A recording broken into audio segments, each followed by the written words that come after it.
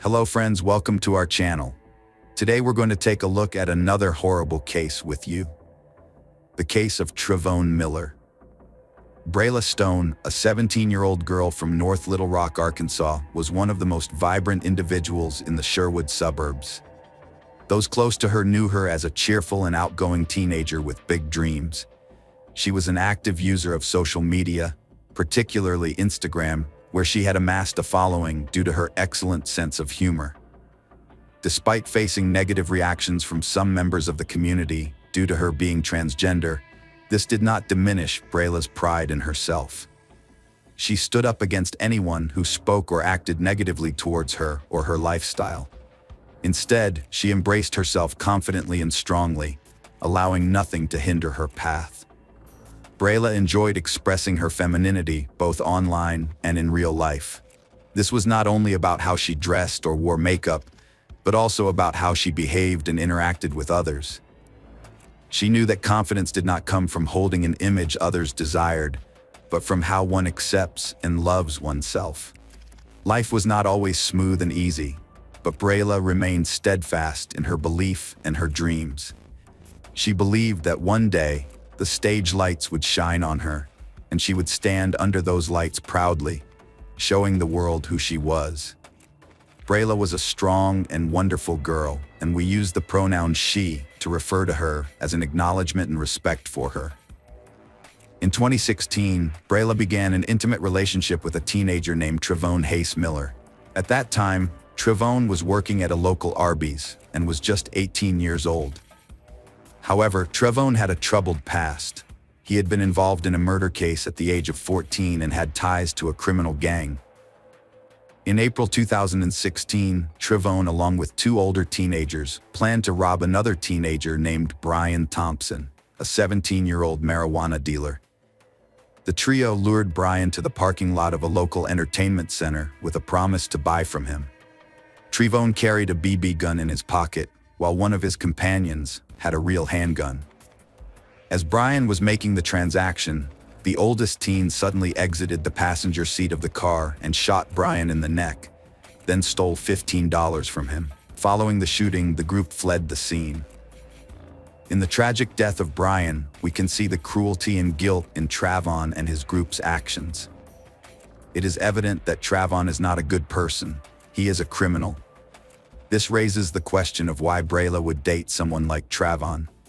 It is possible that Brayla was unaware of Trevone's criminal past, or there may be other unknown factors in their relationship. People have their preferences, interests, and choices, and sometimes relationships are not based on conventional standards. However, the attraction of some young women to boys with a bad past is not a universal rule. Each woman has her own choices and criteria in seeking a partner. The police found about a pound of marijuana in the car and arrested all three individuals within a day, less than 24 hours after the shooting. All three were caught after being recorded on a security camera near the crime scene. Trevone was eventually charged with aggravated robbery in a juvenile court. Initially, he faced a murder charge, but Trevone agreed to cooperate with investigators and testify against his accomplices, helping to reduce his charges. Although Trevone was never required to testify because his friends admitted their guilt, he was prepared to reveal text messages in court showing that he was the mastermind behind the robbery plan. Despite being the youngest in the group, originally Trevone wanted the robbery to take place in an old abandoned house they had previously used as a hideout. However, the only consequence for Trevone was a short time in a juvenile detention center, while his two older accomplices were charged and sentenced and remain in custody to this day. In 2019, Trevone was arrested again for robbery and impersonating a criminal in the second degree. This time, he impersonated a security guard at a Walmart store and tried to rob two customers in the parking lot. Just a few months later, he was arrested again on another weapons-related charge. Unfortunately, these chances for rehabilitation did not put him on a better path. Instead, they led to a tragedy that resulted in the untimely death of a young victim. In 2020, Trevone and Brayla were in a romantic relationship that was sexual in nature. Despite Brayla's confidence and self-acceptance as a transgender woman, she faced discrimination and harassment. Recognizing that not everyone was as open-minded, Brayla agreed to keep the relationship private to protect Trevone. However, Trevone's reluctance to go public was rooted in his own fear of societal backlash and the consequences it might bring. Rather than being honest with Brayla about his concerns, Trevone took advantage of her empathetic nature to shield himself from potential repercussions. Brayla and Trevone's mutual understanding began to break down when she found out he was secretly involved with another. This betrayal made Brayla feel uncomfortable and angry, prompting her to threaten to reveal their relationship. In response, Trevone offered to pay her off to keep quiet. Fear consumed Trevone, leading him to think negatively and act toxically. Rather than facing the consequences of his actions and taking responsibility, he tried to cut Brayla out of his life to keep their relationship a secret. Trevone confessed to his 19-year-old mistress that he was contemplating murdering Brayla to keep their illicit affair hidden. However, the young woman didn't take Trevone's ominous warnings seriously. Assuming he only made such threats when he was angry, she attempted to pacify him, hoping the situation would resolve itself without incident. Shortly after the phone call, Brayla arrived at Trevone's house, a fact verified by a friend who was on the phone with her while she waited for Trevone to answer the door. Following a 5-hour meeting with Trevone, Brayla sent a text to her friend expressing her dissatisfaction and mentioning that they had been arguing for hours. Brayla was never heard from again after this incident. The next morning, on June 25th, a passerby contacted the police to report a dead body in a park in Sherwood, a suburb of North Little Rock. The police found Brayla's body in a black Saturn Vue parked on a gravel path near 7224 Vista Point Court, which is visible from Gap Creek Drive. At the time her body was discovered, Brayla had already been reported missing to the North Little Rock police. When the police arrived, they discovered 17-year-old Brayla in an abandoned car along the gravel path, having been shot fatally in the head. Brayla was found with a gunshot wound through the head, her body positioned upside down on the front passenger floor with her legs on the back of the seat. The driver's side window was shattered. According to police reports, there were signs of blood inside the car and a strong smell of bleach. Investigators also noticed discoloration from cleaning agents on some of the car's interior. The news of Brayla's tragic death spread across media outlets. Notably, her family requested that all articles and segments about Brayla's story refer to her using the pronouns he and the name given to her at birth, despite the preferences she clearly expressed in the years before her death. It's evident that Brayla and her family were not on the same page, and they did not support her true identity, even in her absence. This is truly a heartbreaking tragedy. Even in her obituary, an old image of Brayla before her transition was used, evoking a deep sense of disappointment and regret. Instead of honoring and respecting her true self, her family chose to present images of a past that Brayla had overcome and sought to change. This reflects the negative aspects of a society still reluctant to accept and respect individual diversity and identity. It highlights a sense of injustice and pain as a person who, with all their efforts and courage to become the best version of themselves, is still undermined and overlooked. It's not just Brayla's death that is mourned, but also the sorrow for a society still rife with prejudice and discrimination. Following Brayla's death, a provocative Instagram post emerged claiming responsibility for her murder in exchange for $5,000. The user, Tappan Season, even posted a photo of a $100 bill as supposed proof. However, after 24 hours of intense backlash, the user confessed that they were, in reality, a 15-year-old seeking attention and had fabricated the entire story. This reckless and inexcusable act caused unnecessary confusion, grief, and fear within the community, particularly among Brayla's family and friends. The lack of prompt police action against the imposter further exacerbated feelings of insecurity and frustration. Although the teenager may avoid legal repercussions, the gravity of their actions remains severe.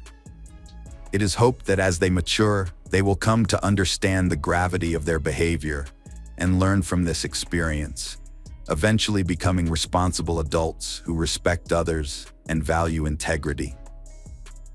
It took the police 7 days to catch Trevone. According to the arrest report, Trevone became a prime suspect for the Sherwood police soon after the incident. A friend of Brayla's had informed the police that Brayla was with Trevone on the night she was murdered. This friend also revealed that the location where Brayla's body was found was a spot Trevone often visited for secret meetings, which was near his home in Sherwood. Additionally, Trevone's manager at Arby's quickly contacted the police after Trevone called her following his shift on the day Brayla died. Trevone told his manager that he was overwhelmed, had messed up, and wouldn't be returning to work for a long time. When the manager asked Trevone what he meant, he just said she would find out soon enough. As soon as the manager heard about Brayla's body being discovered, she informed the authorities. Eventually, on August 3rd, Trevone was taken into custody. In court, the prosecutor claimed that Trevone murdered Brayla to silence her and prevent her from revealing their secret sexual relationship. Apparently, Brayla had discovered that Trevone was simultaneously dating another woman and had threatened to expose their past intimacy in public. Fearing that people would think he was gay, Trevone allegedly bribed Brayla to keep quiet about their relationship. When he was 19, Trevone was accused of the murder after he called his manager at Arby's, showing remorse for his actions. "I'm in big trouble, and it's all over for me," he said. "I've really messed up, and I won't be coming back for a very long time." Trevone pleaded guilty in a deal that reduced his sentence. He was initially facing a murder charge, which carried a maximum sentence of life imprisonment or the death penalty. However, he reached a plea agreement to avoid these penalties. Notably, the investigation revealed similarities between Brayla's murder and another case, the April 2016 killing of 17-year-old Brian Allen Thompson at the Bill Harmon Recreation Center in Sherwood.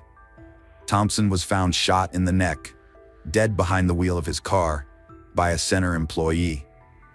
Trevone was one of 3 teenagers charged in Thompson's death. Detective Craig Grisham of Sherwood observed that in both cases, the shooter fired from the passenger seat, which prevented the victim in the driver's seat from escaping quickly. Grisham also noted that both murders occurred at locations near Trevone's residence, allowing for an easy escape from the scene without detection, as stated in the arrest affidavit. Trevone Hayes Miller, 20, has been sentenced to 40 years in prison for first-degree murder, plus an additional 10 years for using a firearm, following the fatal shooting of 17-year-old Brayla Stone in Sherwood, a suburb of North Little Rock, on June 25th, just days before her 18th birthday. Miller has been imprisoned since his arrest about a week after the murder and must serve 35 years before being eligible for parole, which means he will be 53 years old by the time he is eligible for early release. As part of a plea agreement negotiated by his attorney, Burke Moore, and Deputy Prosecutor John Johnson, the murder charge was reduced. Brayla was among the 44 known transgender individuals in the U.S. who lost their lives to violence in 2020, marking the highest annual toll on record. Unfortunately, this alarming trend persists, with 34 fatalities already reported this year. It's likely that the actual number of victims is even higher, as some cases may have been misreported or underreported due to misidentification of the victims' names or genders by police or the media. Transgender activists, notably journalist Ashley Marie Preston, demanded attention to the murder of Brayla and urged for immediate action. They also implored the media to respect the family's request and use Brayla's birth name instead of her preferred name. Tonight, local groups are organizing a candlelight vigil in her memory at Bowl Park in Little Rock. Furthermore, a petition on change.org has gathered over 100,000 signatures. John emphasized that the tragic and often silent losses of Black transgender people gay individuals, and non-binary persons, as well as the ongoing struggles of Black girls, will not go unnoticed, especially as we commemorate 51 years of pride and resistance that began at Stonewall. Meanwhile, mostly white reporters and media outlets led by white individuals are publishing reflective pieces that focus on the benefits gained by white gay people. Yet Black lives, particularly those of Black transgender women and girls, continue to be put at risk as people demand policy and practice changes that recognize and protect them. Following the tragic death of Brayla, local LGBTQ+ supporters in Central Arkansas came together to hold vigils in her memory. The Art Revolution Center, a Little Rock-based organization that focuses on youth, paid tribute to Brayla as someone who always made sure others felt comfortable being themselves and expressing their identities. The center invited those mourning her loss to wear her favorite colors, red and purple, as a way to honor her. Brayla's life was tragically cut short at the tender age of 17. Hello friends, welcome to our channel. Today we're going to take a look at another horrible case with you. The case of Jaden Parkinson. Jaden Parkinson was born in the UK on September 26, 1996, as the youngest of 3 children in a family troubled by her parents' tumultuous relationship. According to her mother, Samantha Shuri, Jaden and her siblings witnessed many unpleasant incidents. When Jaden was just 7 years old, her parents divorced, and she went to live with her father. Despite the physical distance, she remained extremely close to her mother, with whom she would talk every night over the phone, even though they lived in different places. As Jaden entered her teenage years, her life became increasingly unstable. According to Samantha, Jaden's father gave her too much freedom, allowing her to do as she pleased. As a result, she got involved with a group of people where she started smoking and drinking alcohol regularly. During this time, she alternated between living with her father and her mother. At the age of 13, she ran away from home and went to live with her mother, claiming she preferred to stay with her. In the end, the family court ruled in favor of Jaden, allowing her to remain with her mother. Jaden experienced numerous conflicts with various individuals at school, including her teachers. She resented being told what to do and having her behavior controlled. In her personal life, she was in a romantic relationship with Ben Blakely. Jaden was only 14 years old when she met Blakely, a former garbage collector. Although they didn't cohabitate since she was still a minor, he persisted in his efforts to influence her, gradually bringing about significant changes in her. Jaden was 15 when she began dating Ben, who was 20 at the time. The significant age gap understandably concerned Jaden's mother, but she was powerless to intervene. Initially, their relationship was loving and romantic, but it eventually deteriorated. The mutual understanding and affection they once shared vanished, replaced by tension and strain. Ben exerted control over every aspect of Jaden's life, dictating her appearance, from makeup to clothing choices. He isolated her from family and friends, causing Jaden to move out of her mother's house and into a hostel for women escaping domestic violence. Ben was banned from visiting the hostel, but that didn't stop him from exerting total control over her life. The couple frequently clashed, and Jaden even alerted the hostel staff that Ben had a history of aggression towards her. She was unable to make a move without his approval. Ben took her mobile phone away, convincing her that she didn't need anything or anyone else as long as she had him and his love. He prohibited her from interacting with men and monitored all her social media activity. As a result, she stopped going to school. Ben's grip on her was so tight that he even refused to let her leave her room to use the bathroom. Jaden used to have daily phone conversations with her mother, but nowadays they barely talk once or twice a month. Samantha begged her daughter to come back home and break up with Ben, but Jaden refused to listen. The reality was that Ben had a tight grip on Jaden, controlling her both emotionally and physically. There were even times when she had visible bruises on her face. On November 30th, 2013, Jaden revealed to her mother that she was pregnant, hoping the news would prompt Ben to reform his attitude towards her and his lifestyle. She believed the baby would bring them closer together, and Ben would revert to the person he was when they first met. However, Ben failed to meet her expectations. As he often did, Ben manipulated Jayden into isolating herself from friends and family, making her dependent on him alone. Without her own financial means, Jayden lost autonomy, with Ben eventually restricting her from leaving her room, even to use the bathroom. Unbeknownst to Jayden, Ben secretly dated other girls, exerting psychological and physical control over them as well. When Samantha found out her daughter Jayden was pregnant, she asked her to come back home, but Jayden refused. They had a meeting to talk it over, but Jayden was determined. She didn't want to cause her mother any more stress. After Jayden told Ben about her pregnancy, he flew into a rage and denied being the father of her baby. He even threatened to share naked photos and videos of Jayden on social media. A few days prior to her disappearance, Jayden reported Ben to the authorities, fearing he would share intimate photos and videos of her online. Ben possessed approximately 30 compromising photos and 13 explicit videos of Jayden, and she was desperate to prevent their public release. On December 3rd, Jayden failed to return to the hostel overnight, prompting the staff to launch a search effort, aware of the turmoil in her personal life. They contacted Samantha, Jayden's mother, by phone, but she was unable to provide any information about her daughter's whereabouts. Shortly after midnight on December 4th, 2013, the police received a formal missing persons report. After learning about Jayden's personal struggles, investigators attempted to reach out to Ben to see if he had any information about her disappearance. However, Ben was hostile and abruptly ended multiple calls, claiming he couldn't assist and had no idea where Jayden might be. Jayden had a troubled upbringing, marked by frequent conflicts with her family, and had a history of running away only to return home. As a result, her disappearance didn't initially seem out of the ordinary.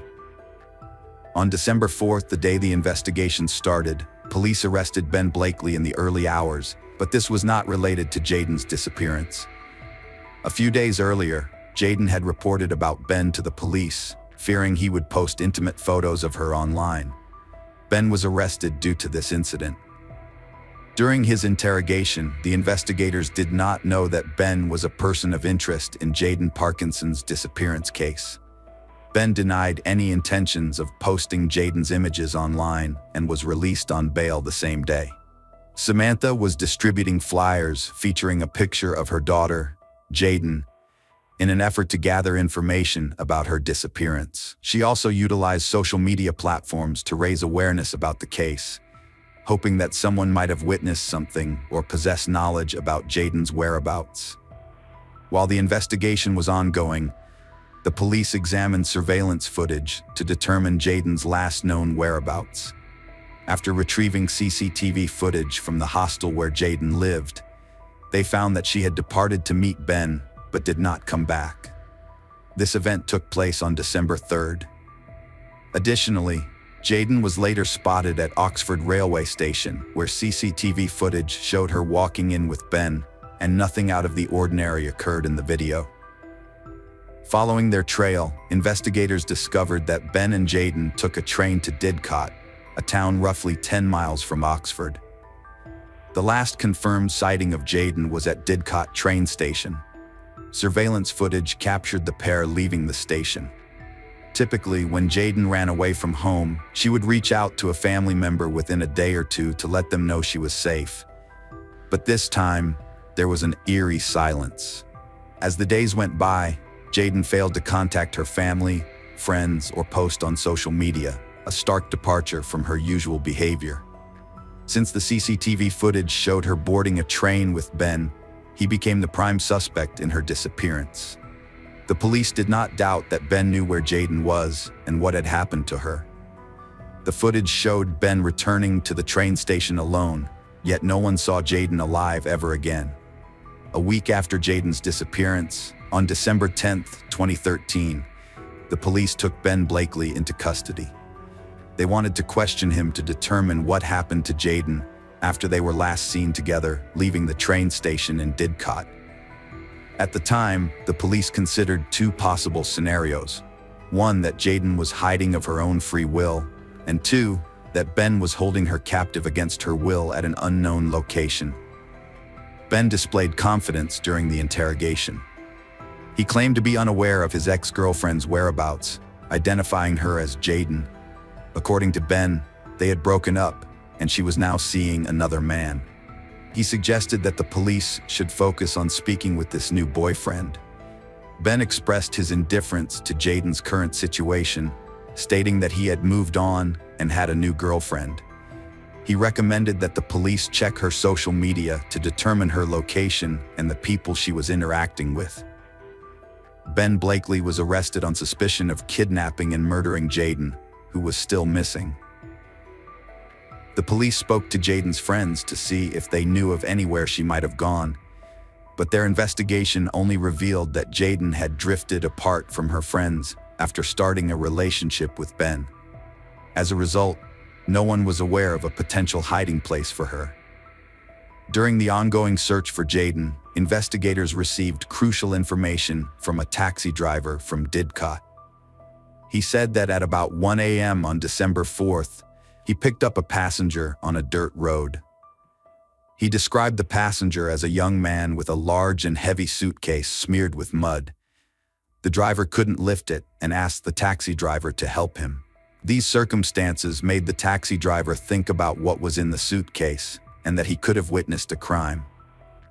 The police investigation revealed that the taxi was summoned using Ben Blakely's mobile phone. When questioned further, Ben refused to provide any additional information. A detailed analysis of his mobile phone's location records showed that Ben had visited several sites in Didcot, including an abandoned countryside barn, which was where a taxi collected him that evening. A team of investigators, including criminologists and dog handlers, was sent to the location to conduct an investigation. It later emerged that Ben and Jayden had previously visited the area because Jayden's mother resided in Didcot, adjacent to the barn. The police discovered a bracelet that resembled the one Jayden was wearing. Trained service dogs, specialized in detecting deceased bodies, began barking inside the barn, suggesting that something was amiss, but Jayden's body was not found. This development likely had a connection to the suitcase Ben had with him when he got into the taxi. The police appealed for public assistance, requesting that anyone who saw a man carrying a large suitcase in the Didcot countryside come forward with information. Meanwhile, officers visited homes door to door and questioned residents of the houses nearest to the abandoned barn.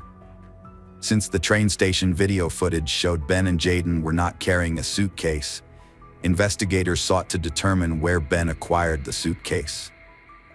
On December 14th, the police finally found the answer to their question.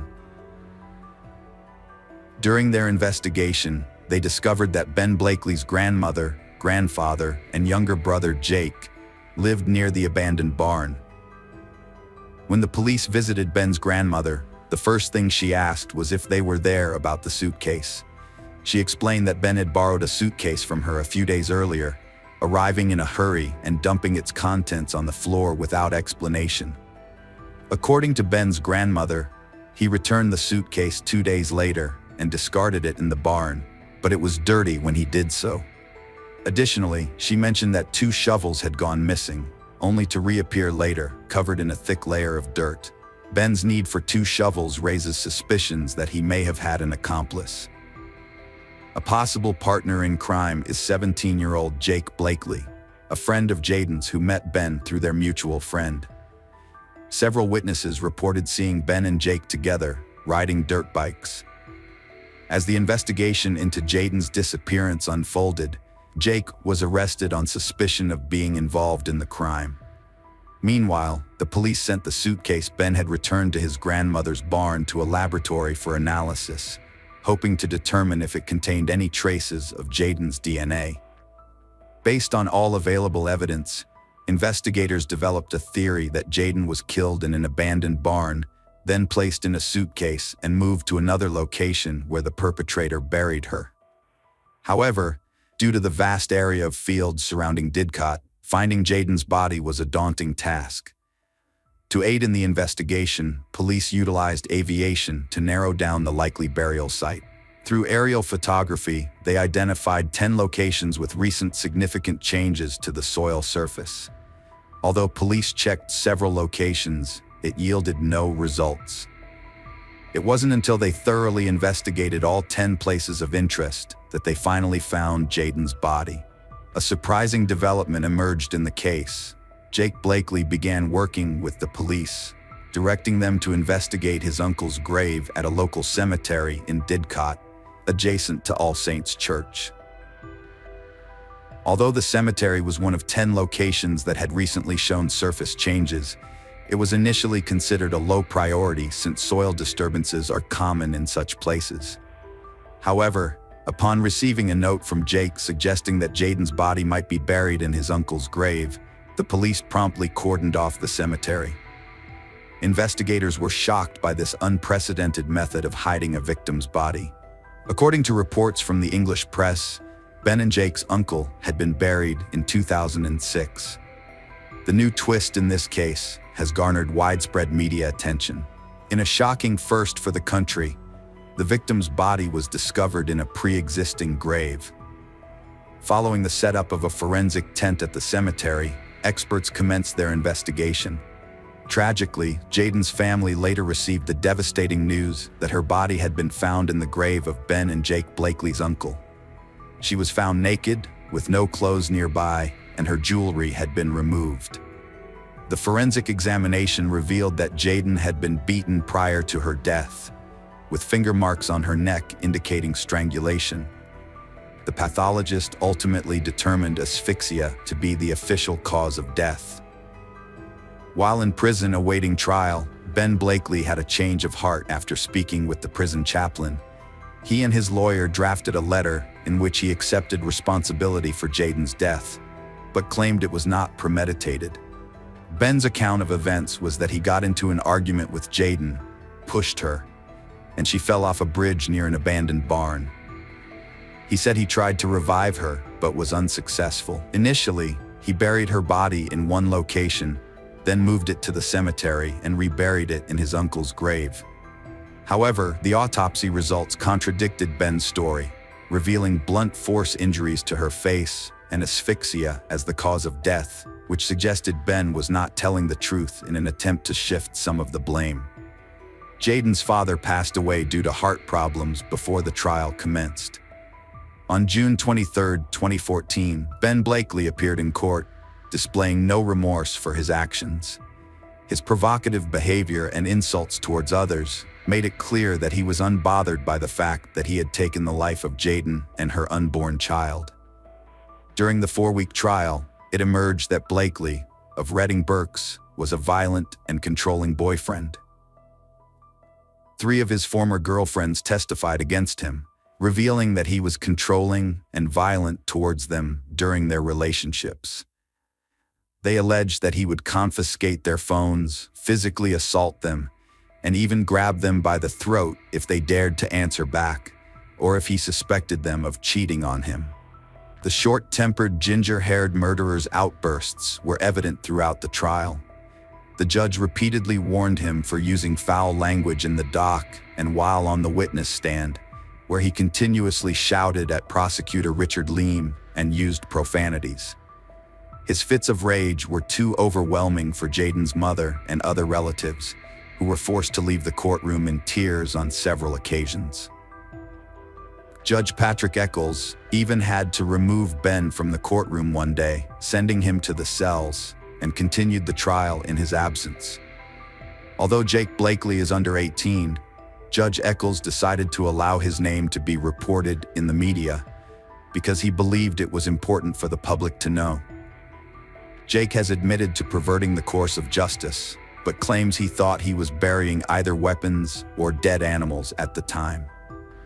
His sibling Ben had promised to give him an Xbox game console and £100 if he carried out the malicious act. The jury viewed CCTV footage that showed Ben and Jayden entering an Oxford train station and boarding a train to Didcot. The footage also revealed Blakely returning alone, looking down in an apparent attempt to conceal his face. According to the prosecutor, the crime was premeditated.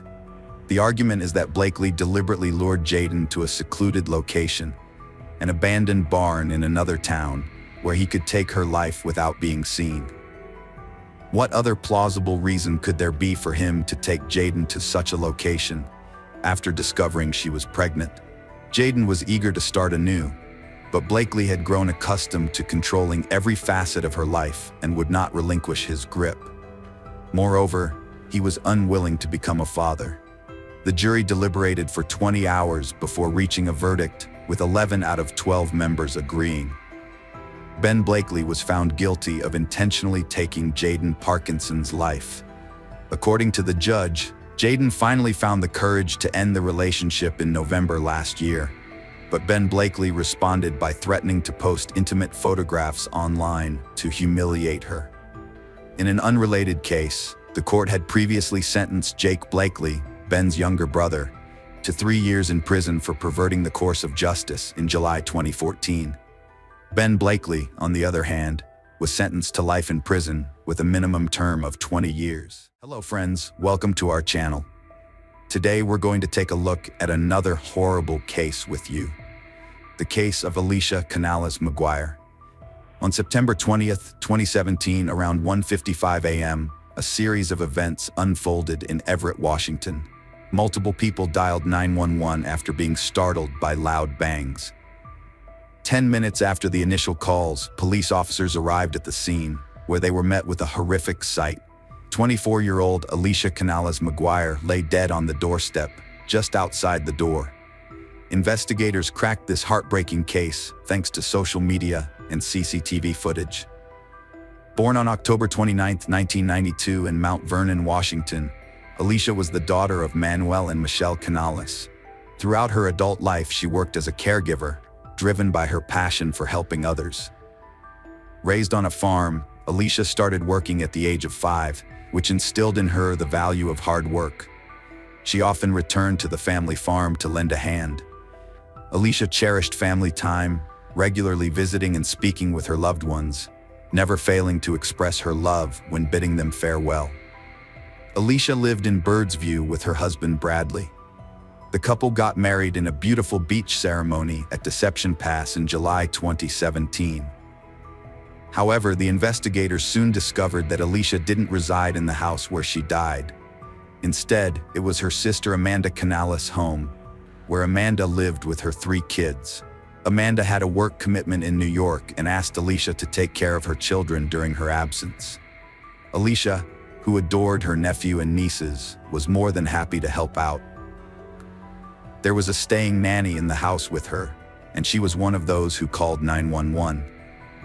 She woke up to the sound of gunshots, and when she went downstairs, she saw that Alicia was lying at the front door and not moving. The police officers who arrived at the scene took immediate action, beginning with a thorough examination of the house to rule out the possibility that the perpetrator was still inside. They conducted a meticulous search, confirming that only the nanny and Amanda's children were present in the house. Once the frightened children had been safely removed from the house, the police commenced their investigation for evidence. A car parked in front of the house caught their attention, with shell casings discovered nearby, indicating that the shooter had been standing beside the vehicle, just before the front door. Several bullets had hit the door frame, and Alicia's lifeless body was found lying face down, right outside the door. It didn't resemble a robbery. The house was tidy, and it seemed as though the perpetrator hadn't even stepped inside. But who would want Alicia dead, and what could be the motive behind it? When the detectives found out that it was her sister's house, they began to suspect that it was a case of mistaken identity. Perhaps Amanda was the target, but she was in New York when the crime occurred. The nanny, a witness who was present in the house at the time of the crime, provided a calm and coherent account to the investigators. During questioning, she explained that she was upstairs when she heard the sound of gunshots. Upon looking down, she saw Alicia lying face down on the floor, motionless. However, she did not see the perpetrator of the shooting. Startled, the nanny immediately called 911. The nanny gave the police the first crucial lead. She reported that Amanda, Alicia's sister, had problems with her ex-husband, Kevin Lewis. The detectives pored over the reports from the local sheriff's office and discovered that this was not the first time someone had called the police to that address. Every prior incident involved domestic disputes between Amanda and Kevin Lewis, which caught the detectives' attention. They obtained Kevin Lewis's home address, situated in a different part of Everett, and paid him a visit before dawn to conduct an interview. Although his house was shrouded in darkness, Kevin responded to their knock on the door. During the conversation, the officers asked Kevin if he knew where his ex-wife was, and he replied that she should be at home. He looked like he had just woken up. The detectives asked him to tell them where he had spent the night, and he said he had been at home all night, with his sister and mother able to confirm this. He didn't ask what was the reason for the detectives' visit. When the detectives told Kevin about the shooting at his children's residence, he remained impassive, which raised suspicions. A typical parent would have asked about their children's well-being, but Kevin didn't. The detectives then informed Kevin that Amanda was out of town on business, to which he reacted with apparent surprise, saying, "Really?" Next, the detectives investigated neighboring houses and discovered that 2 of them had surveillance cameras that could corroborate or contradict Kevin's alibi. The footage revealed that Kevin's claim of staying home all night was false. A car was seen pulling up to his driveway approximately 40 minutes before the attack on Alicia. The footage showed someone resembling Kevin leaving the house, entering the car, and driving away. Although the recording quality was poor, the police couldn't positively identify the individual. A closer review of footage from another camera provided additional details about the car. While they couldn't identify the vehicle's make, they noticed that the front right rim was a different color from the other 3 light-colored rims. The car returned to Kevin's neighborhood about 20 minutes before the 911 calls reporting the shooting started. The person who had entered the car earlier returned to the house and went back inside. Amanda learned about her sister Alicia's death a few hours later, while she was in New York. When the investigators asked Amanda if she thought her ex-husband Kevin could have been the one who shot Alicia, she replied that she had no doubt it was him. Even though their 8-year marriage had ended, Amanda was still not ready to fully acknowledge how toxic the relationship with her ex-husband had been. Amanda was deeply unhappy throughout their marriage. Even after their divorce in June 2017, Kevin's threats continued to intimidate her. He had physically abused her in the past, and despite their separation, he remained a threat. After the divorce, Amanda was awarded full custody of their 3 children, and Kevin was ordered to pay $800 monthly in child support. However, he repeatedly violated the restraining order, showing up outside her home and terrifying both Amanda and their children. Despite these violations, the police never charged Kevin with any crime. Amanda suffered a severe beating in her driveway just a few weeks before her sister's death. One night, she arrived home late and parked her car next to her house. As she opened the door, someone attacked her. The assault happened so quickly that she didn't get a glimpse of the attacker's face. Nevertheless, she was certain who was responsible: Kevin Lewis, 30, who would later become the prime suspect in the murder of Alicia Canales McGuire, Amanda's sister. The investigators believed that he intended to take the life of his ex-wife. Kevin did not know that she was in New York during that time, and he didn't know that Amanda had asked Alicia to look after her children while she was away. However, there was an inconsistency in this theory. If the man in the footage was really Kevin, it meant he was at his house at the time of the shooting. In addition, his sister and mother provided him with an alibi. The police continued their investigation, exploring various explanations for what had occurred. They revisited Amanda's house to re-examine the scene, including the path the bullets took. According to experts, Alicia was shot when the door was ajar, and the shooter fired at least 7 times, with the shots coming from outside the house and entering it. The evidence gathered at the scene suggested that the shooter stood next to the garage, firing initially, before moving towards the door and firing again from inside it. The medical examiner identified the cause of Alicia's death as multiple gunshot wounds to the head and torso. She got struck by 5 shots, and 2 of the wounds showed gunpowder stippling injury. The medical examiner testified that he could not determine the sequence of the 5 shots, but said that the last 2 gunshot wounds to the head were probably the last 2 wounds inflicted.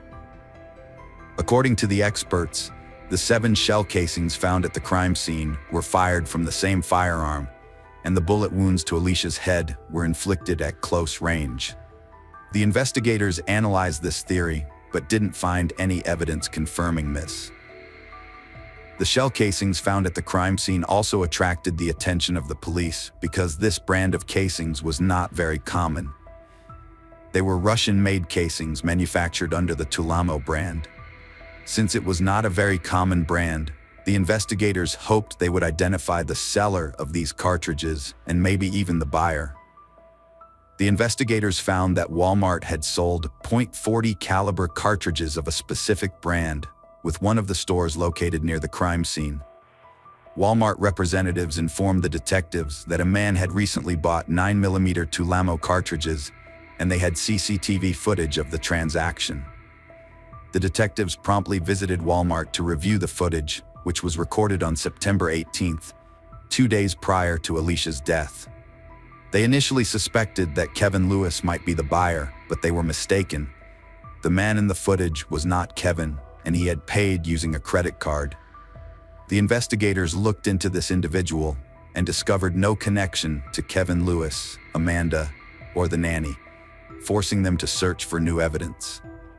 After thoroughly examining all the existing theories, the investigators approached Amanda to gather new information about Kevin. Initially, Amanda stated that their relationship was okay during the honeymoon phase, but Kevin's behavior gradually became more aggressive, culminating in physical abuse. Their tumultuous relationship ultimately ended in divorce, with a restraining order issued against Kevin and Amanda gaining full custody of their children. Despite her emotional distress, Amanda firmly believed that Alicia's death was a case of mistaken identity, convinced that the intended target was actually herself. She suspected that Lewis had orchestrated the attack, but the police found that Kevin had a solid alibi, as he was at home during the time of the shooting. The investigators have again reviewed the footage taken on the night of Alicia's death. Now they noticed something they hadn't noticed before. This low-quality recording shows Kevin, or the man who left his house, walking up to the car and getting into the back seat behind the driver. But why didn't he get into the front passenger seat? In search of an answer, the investigators concluded that someone else was already sitting in the front passenger seat. Therefore, by the time the car pulled up to Kevin Lewis's house, there were probably already 2 people in it, and perhaps that's why he had to sit in the back seat. The police had no evidence to link Kevin to Alicia's death. However, they gathered evidence of Kevin's attacks on his ex-wife Amanda and arrested him in November 2018. The court sentenced him to 3 years in prison. More than a year had passed since Alicia's death, but the case remained unsolved.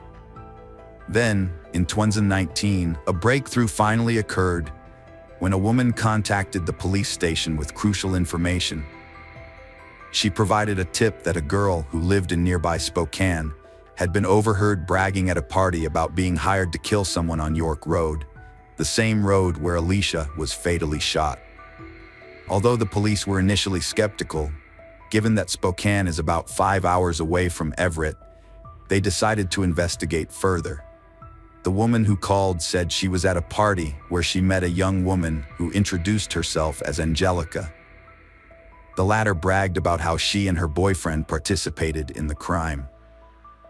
According to this woman, Angelica said someone died because of a shot in the head, and they were shooting from around the corner and were hired by the children's father.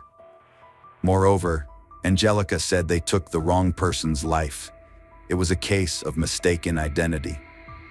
The police never publicly disclosed the details of this case, but investigators and family members were aware that Alicia had been fatally shot in the head. Since Angelica possessed knowledge of the crime specifics, the police became intrigued by her information. During their search for Angelica, investigators discovered that her real name was Alexis Hale.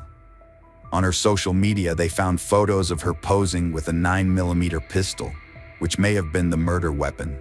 Additionally, there were several videos showing a man in the background, later identified as Alexis's boyfriend, Jadon Phelps.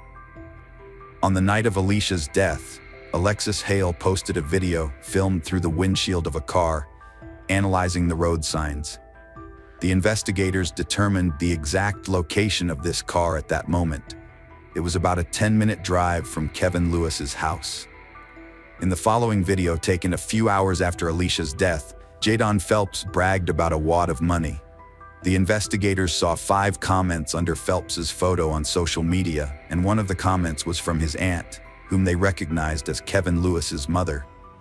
It turned out that Jadon Phelps was Kevin's cousin. The police had sufficient evidence to make arrests. The first person they detained was Alexis Hale, who was 17 years old.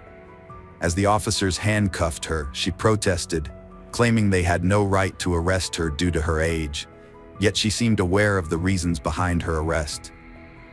She promptly requested a lawyer. Meanwhile, in a different part of the city, the police took Jadon Phelps into custody. The investigators used Phelps and Hale's phone records to show that they had driven from Spokane to Everett to carry out the shooting. Security footage from Lewis's neighbors showed someone getting into a car in the early hours of September 20th. The man in a white top left at 11:13 a.m. and returned at 1:37 a.m. When the police went to see Lewis after Alicia's death, he was wearing a white top. Alexis remained silent with the investigators. At the time, Kevin Lewis, now known as Kevin, was serving a 3-year prison sentence for assaulting Amanda. The investigators turned to Phelps, the one who had arranged the crime, hoping to gather information. As they suspected, Phelps confessed and revealed the name of the man who had hired him, Kevin Lewis. The police took Phelps to the crime scene where he provided further details of the crime. Phelps initially just showed them where the house was, and they were taking him back to his home. Later, when they went back, Phelps showed them the area where he was standing, and he described how Alicia opened the door slightly, and as Lexi was walking towards them, Phelps started shooting at the door. Alicia closed the door, and Phelps opened it and fired a few more shots. Kevin Lewis, who was already in jail on an unrelated charge, was arrested on charges of aggravated murder with a firearm, conspiracy to commit murder, and solicitation to commit murder for the September 2017 death of Alicia Canales McGuire. In July 2020, Phelps, who was then 20, pleaded guilty to premeditated first-degree murder, and the court sentenced him to 31 years in prison. Hale, who was then 18, pleaded guilty to the same charge and got 15 years. Phelps testified at the trial that he had committed the crime for money and the street cred. He claimed he had spent the money Lewis paid him to get some tattoos, a pair of Timberland boots, and a Ferragamo belt buckle. He also claimed his former girlfriend had got the pistol from a family member. Lewis pleaded not guilty and faced a trial later that year. The prosecution said that he had paid $2,400 to his cousin and his girlfriend to get his ex-wife out of the way, turning them into teenage assassins. But in a tragic case of mistaken identity, it had been Alicia who had opened the door. Phelps said Lewis had directed them to the home, but claimed he didn't know who the target was, just the address. On the way back, Lewis handed Phelps an envelope of money after dropping Lewis back at his residence. Phelps and Hale returned to the location Lewis had pointed out, and Phelps fired the gun until it was empty, starting from his position near the garage, and fired the last couple after walking up to the front porch. The muzzle of the gun crossed the threshold. The last couple of shots were around the neck and head area. Phelps and Hale left in their car, but then returned because they believed they might have left a glove at the scene. When they returned, they saw police cars, so they turned around and left. They accessed GPS directions and drove back to Spokane. The defense argued that Lewis had never actually used the word kill when talking to his cousin and had simply said to get the target out of the way. But the prosecution reminded the court of Kevin's history of violence and the threats he'd made against Amanda. In November 2021, Lewis was found guilty of first-degree murder by a jury following a 6-week trial that lasted less than 3.5 hours. In January 2022, at the age of 34, Kevin was sentenced to life imprisonment without parole. As part of the sentence, Judge Thompson prohibited Lewis from having any contact with his ex-wife, children, Phelps, and Hale for the remainder of his life. Hello friends, welcome to our channel. Today we're going to take a look at another horrible case with you, the case of Rebecca Payne. In Massachusetts on May 20th, 2008, at 6:30 a.m., the Boston police received a panicked call from the manager of the Parker Hill Apartments complex.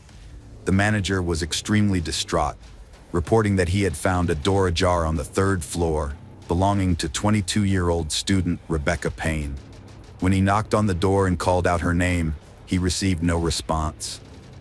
This prompted him to enter the apartment, where he was met with a disturbing sight: dark red spots and streaks on the floor, leading him to one of the rooms. Inside, he found Rebecca's lifeless body, with her belongings scattered everywhere. The state of the room strongly suggested that her killer had been searching for something in her apartment. Rebecca Charlotte Payne was born on April 19, 1986, in New Milford, Connecticut, to Virginia and Nicholas Payne. She attended New Milford High School, where she excelled in sports, particularly field hockey, track, and tennis, before graduating in 2004. Rebecca then pursued a 5-year program in athletic training at Northeastern University in Boston, focusing on the care and prevention of athletic injuries. During her 4th year, she served on the Dean's Council and as president of the Athletic Training Club, playing a key role in organizing the university's Vision for the Future Athletic Training Leadership Forum. Additionally, she was involved with the Episcopal Lutheran Center. Known for her ability to connect with people from all walks of life, Rebecca had a large circle of friends and was always willing to lend a helping hand to those in need. When Rebecca was found dead in May 2008, her friends were shocked and couldn't comprehend who could have committed such a heinous act. The police investigation began when they arrived at the crime scene, and they quickly noticed that the front door showed no signs of forced entry. This led them to suspect that Rebecca might have known her killer, possibly even letting them into her apartment voluntarily. The apartment, situated on the 3rd floor, consisted of 2 bedrooms. In one of the bedrooms, Rebecca's lifeless body was found lying face down on the floor. The trail of blood from the living room to the bedroom where Rebecca lay suggested that the attack had begun in the living room. Further evidence, including casings found at the scene, supported this theory. Forensic examination revealed that Rebecca had been shot 5 times. The bloodstains in the apartment indicated that, although severely injured, Rebecca was conscious for a while and managed to crawl to the bedroom. However, she ultimately succumbed to her injuries there, exhausted and drained of her strength. The detectives sought to identify who could have perpetrated such cruelty against her. The police quickly dismissed the possibility that the incident was a botched theft, given that her valuables remained untouched. Although the apartment was in disarray, detectives believed the perpetrator intentionally created the mess to mislead them. However, it was also plausible that the disarray resulted from Rebecca's attempts to resist and fight for her life. When the investigators examined the apartment, they found that the balcony door was open, just like the front door. The 2nd bedroom showed signs that someone had been living there too. The identity of this person needed to be determined, as they could be the one who took Rebecca's life. Alternatively, if they weren't involved, they had to be ruled out as a suspect. After speaking with the manager, the detectives discovered that Rebecca didn't live alone. She shared an apartment with a fellow student. The police immediately began searching for this roommate. Meanwhile, they interviewed all residents of Parker Hill Apartments.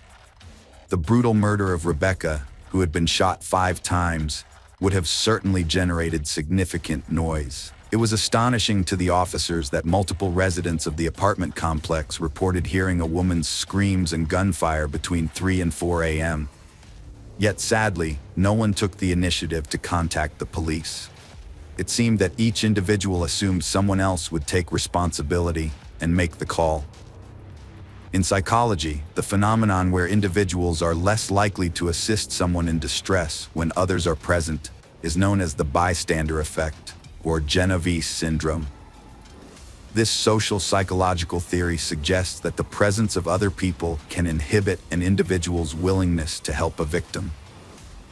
The term Genovese syndrome originates from a tragic incident that occurred on March 13, 1964, when 28-year-old Kitty Genovese was brutally murdered outside her apartment building in Kew Gardens, Queens, New York City.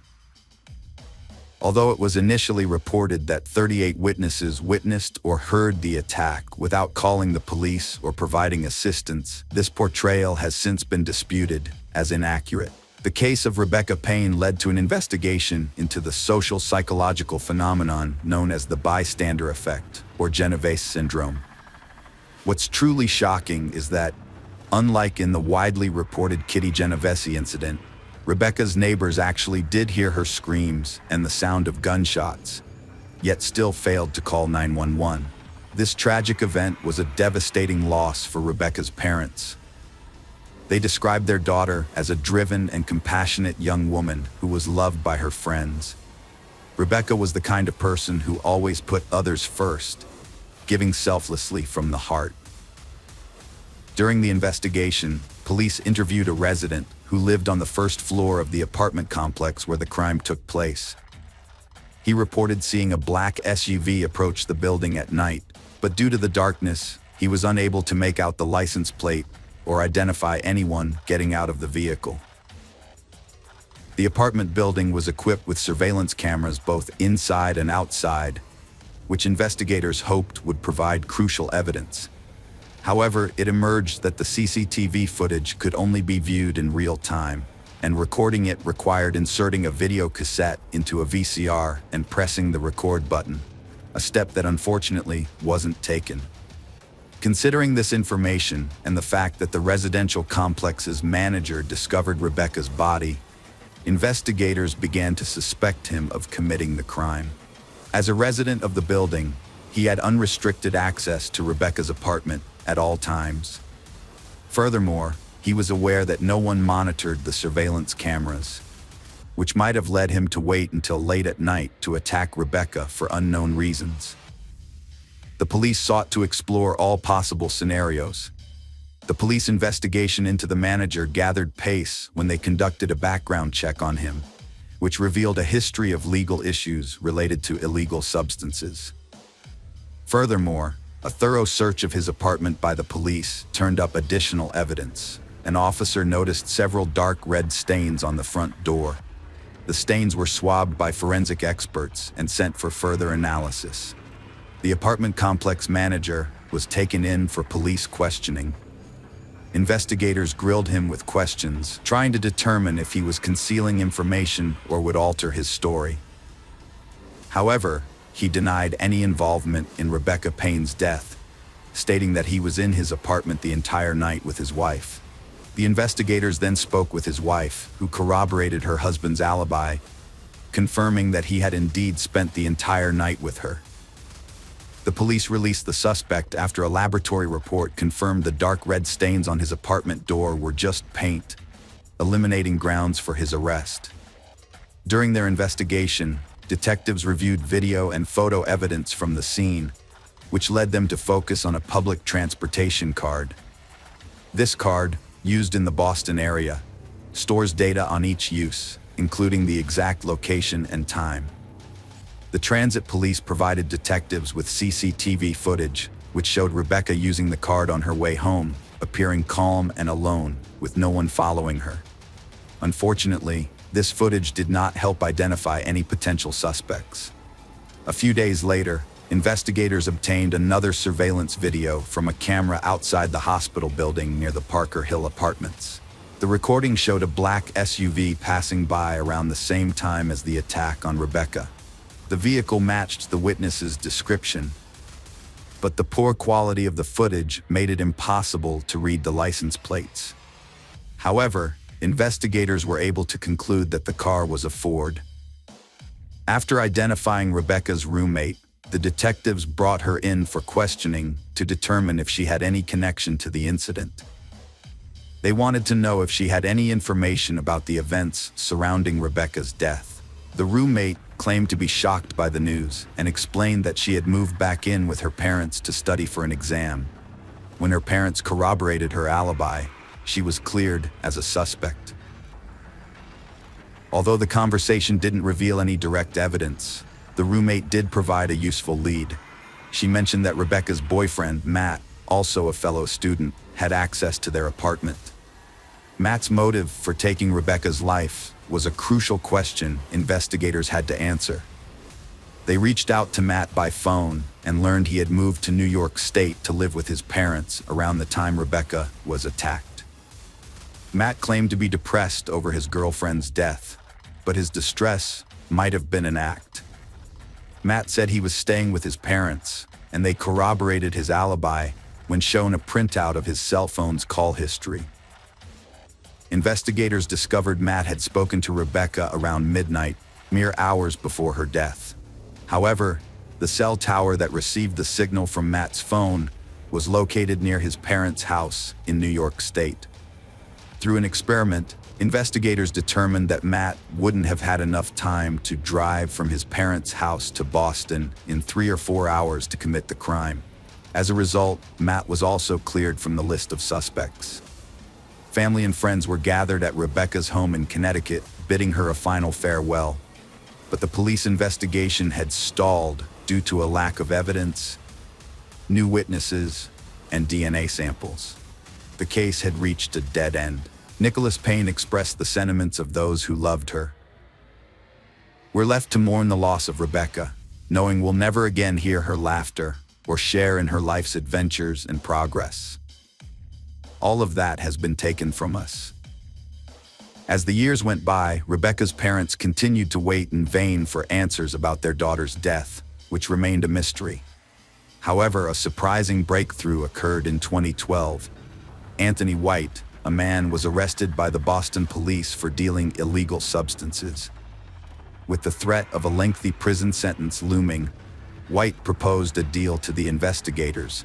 In exchange for a shorter sentence, he would provide information about the night Rebecca Payne died. Recognizing this as a potential opportunity to finally crack the long-dormant case, the investigators accepted White's offer. After consulting with the prosecutor, White reported that on May 20th, 2008, he received a contact from an acquaintance, Cornell Smith, who was also involved in illegal drug dealing.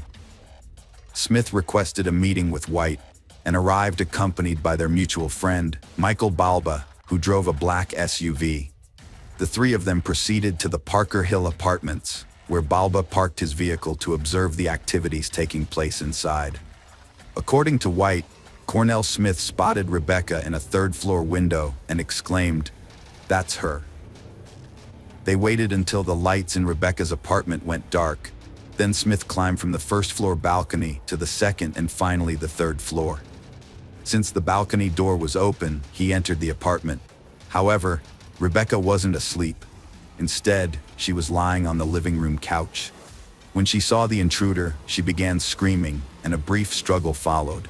Smith then fired 5 shots at her and exited through the front door, after which they drove away. The investigators were skeptical of White's testimony, believing he had made up the story to get a shorter prison sentence. They couldn't figure out why Cornell Smith would want to kill Rebecca, who was not involved in his world in any way. What White said next shocked and disturbed the officers greatly. According to him, Rebecca's death was a tragic case of mistaken identity. Two sisters, who closely resembled each other, lived on the first floor of the Parker Hill apartments, and one of them bore a striking similarity to Rebecca. These sisters were not only rivals of Smith's, but also involved in the illegal drug trade. Smith believed he had been wrongly arrested due to their illicit activities and sought revenge. Although he knew they resided in the Parker Hill apartments, he was unaware of their specific floor or apartment number. When he spotted Rebecca in the window, he mistakenly identified her as one of the sisters he sought to harm. Investigators determined that Cornell Smith had been arrested in February 2008 for illegally selling drugs, but he was freed on bail just before Rebecca's death occurred. He subsequently sought revenge against the sisters, whom he mistakenly blamed for his arrest. By 2012, Anthony White had shared his information with investigators, but Cornell Smith was already serving a 12-year sentence for selling illegal drugs, a conviction he received 2 years prior. Following White's testimony, Smith was subsequently charged with Rebecca's murder, despite his denial of any involvement. However, before Smith's court appearance, the prosecution team received a severe blow. Their key witness, Anthony White, had died in prison. This was a significant setback because, aside from White's testimony, there was no physical evidence directly linking Smith to Rebecca Payne's apartment.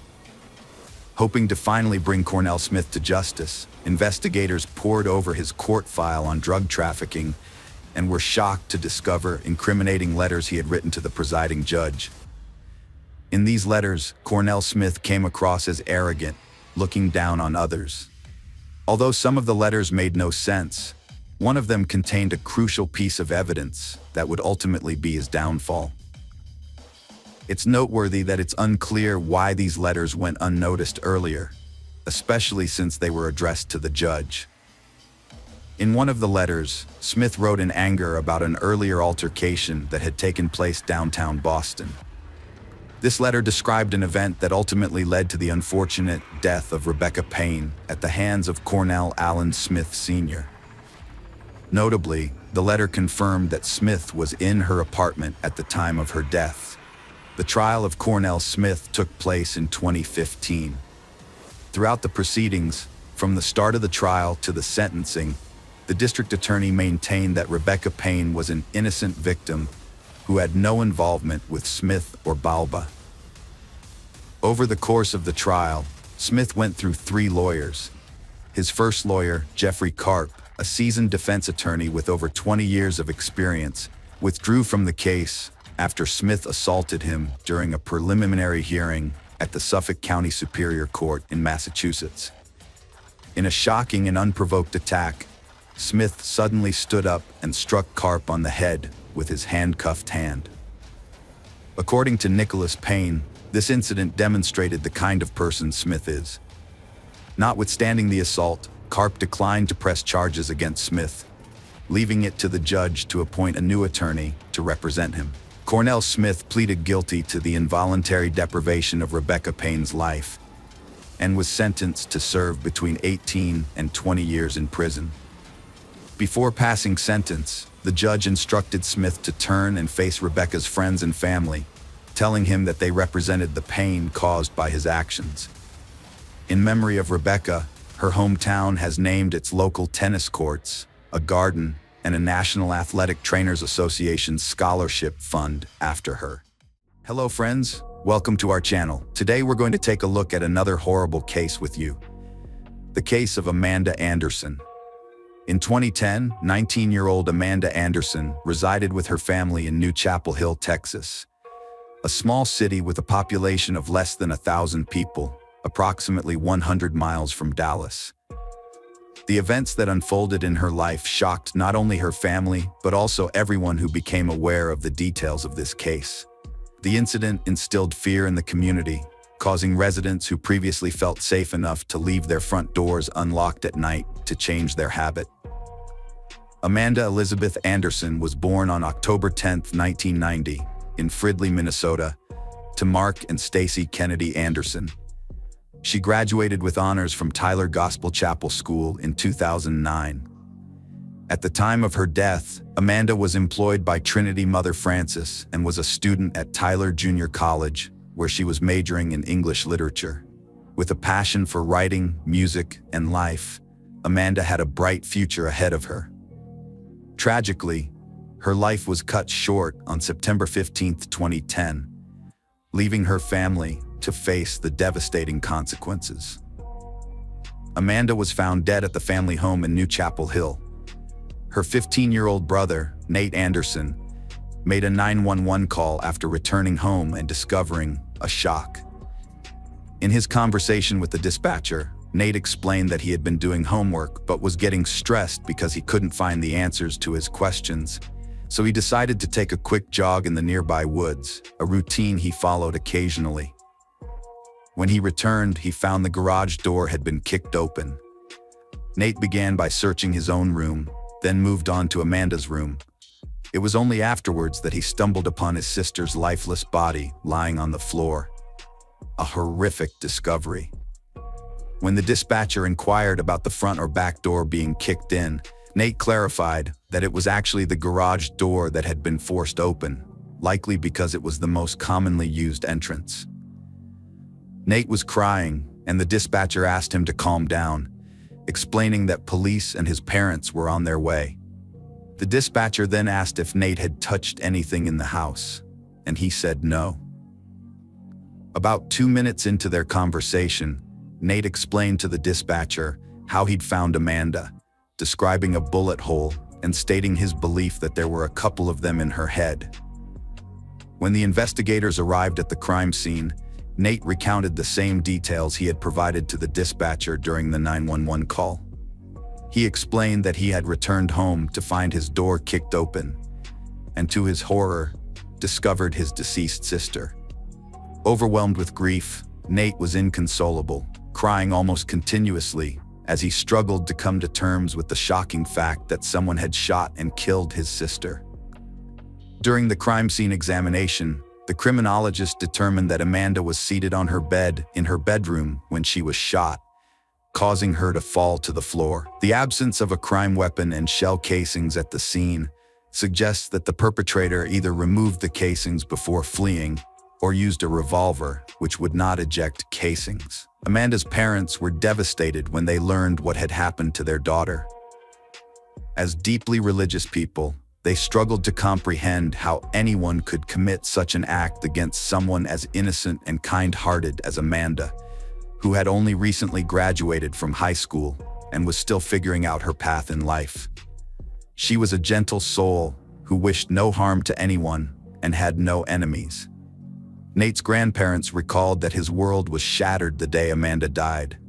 He was overcome with grief in the police car, sobbing uncontrollably, and they had to extract him and cradle him in their arms. According to them, Nate had an extraordinary love and devotion for his sister, and discovering her in such a distressed state was utterly unbearable.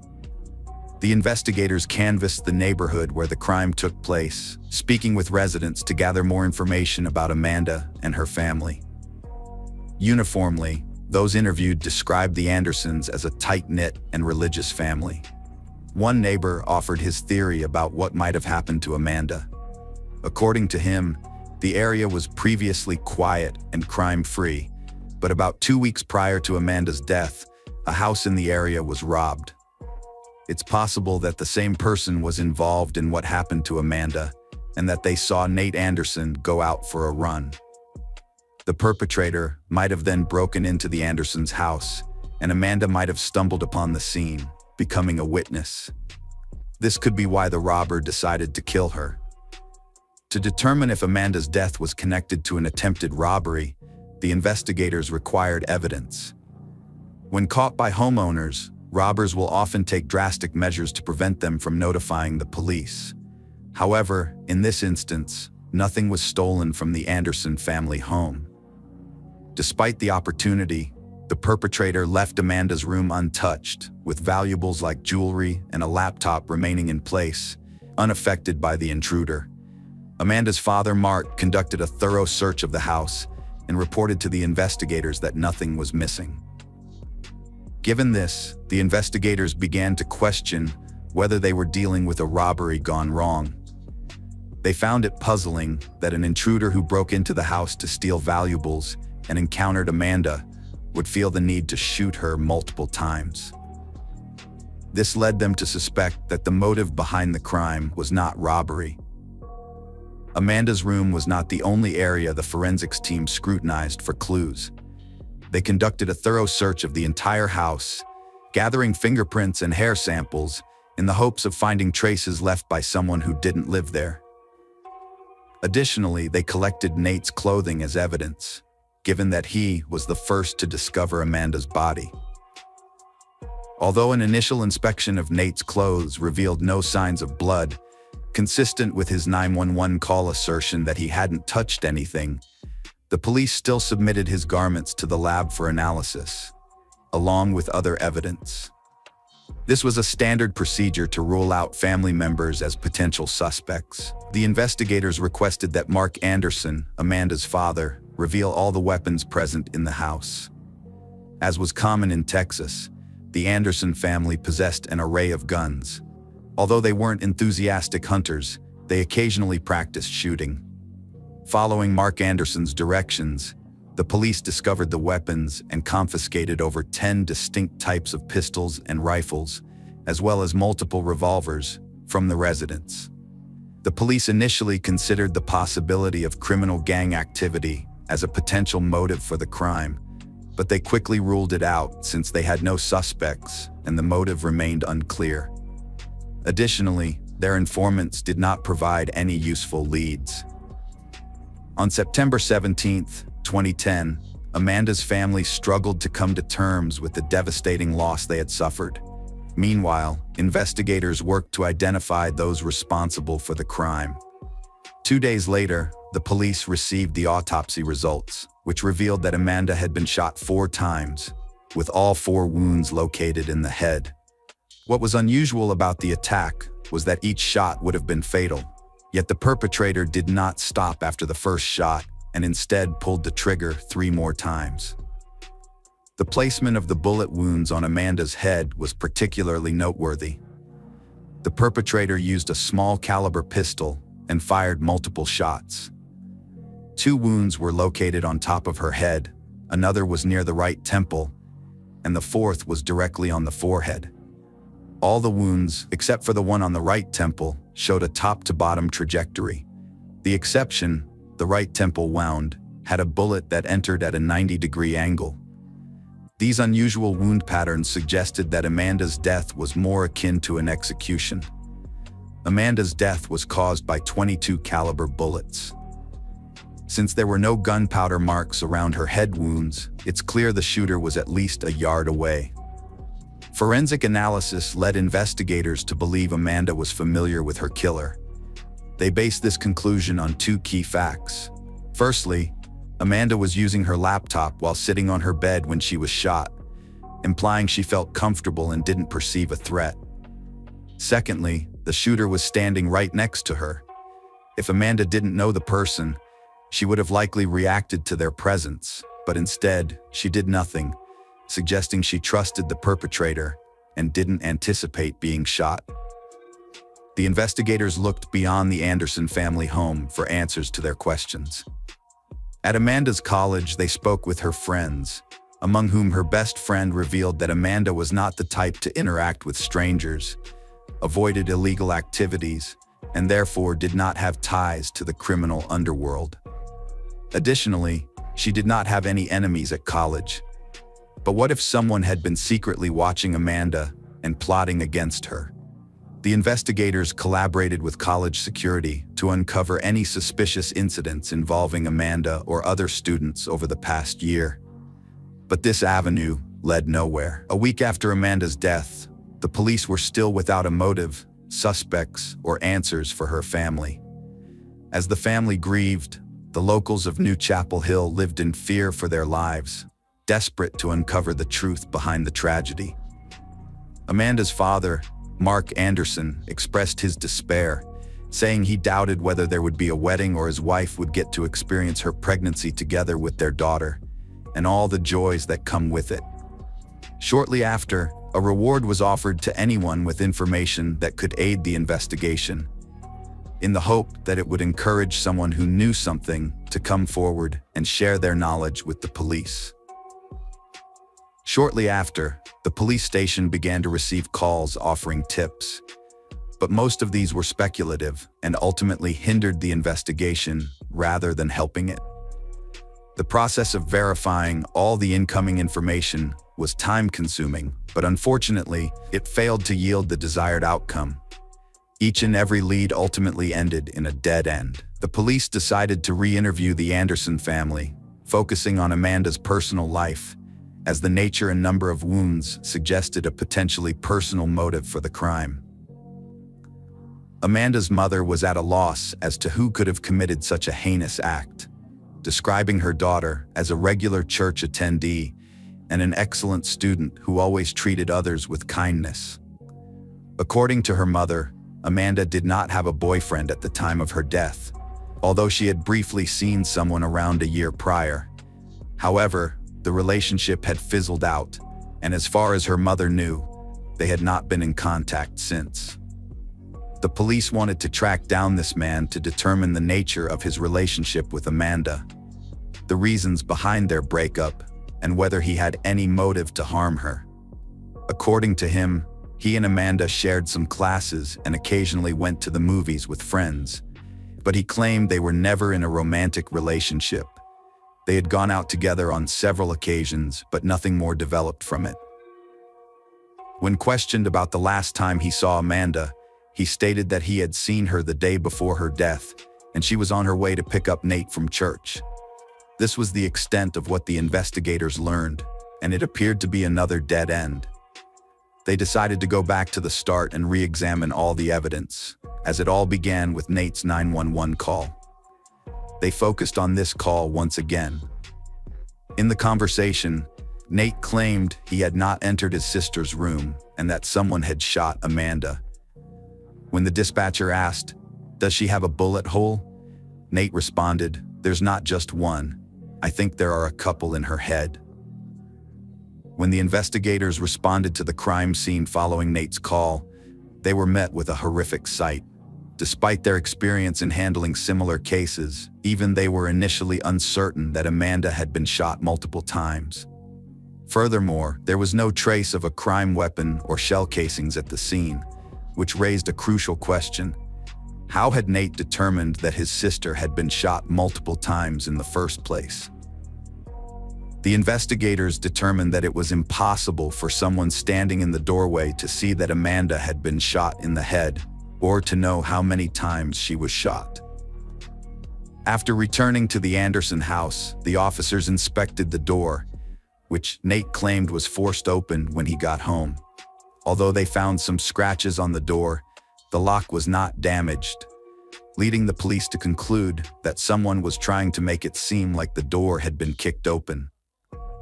The crime lab examined all the weapons found at the Anderson house and determined that one of the .22 caliber pistols was likely the one used to shoot Amanda. Although they couldn't eliminate the possibility that this pistol was the murder weapon, the investigators drew a surprising conclusion after reviewing all the available evidence.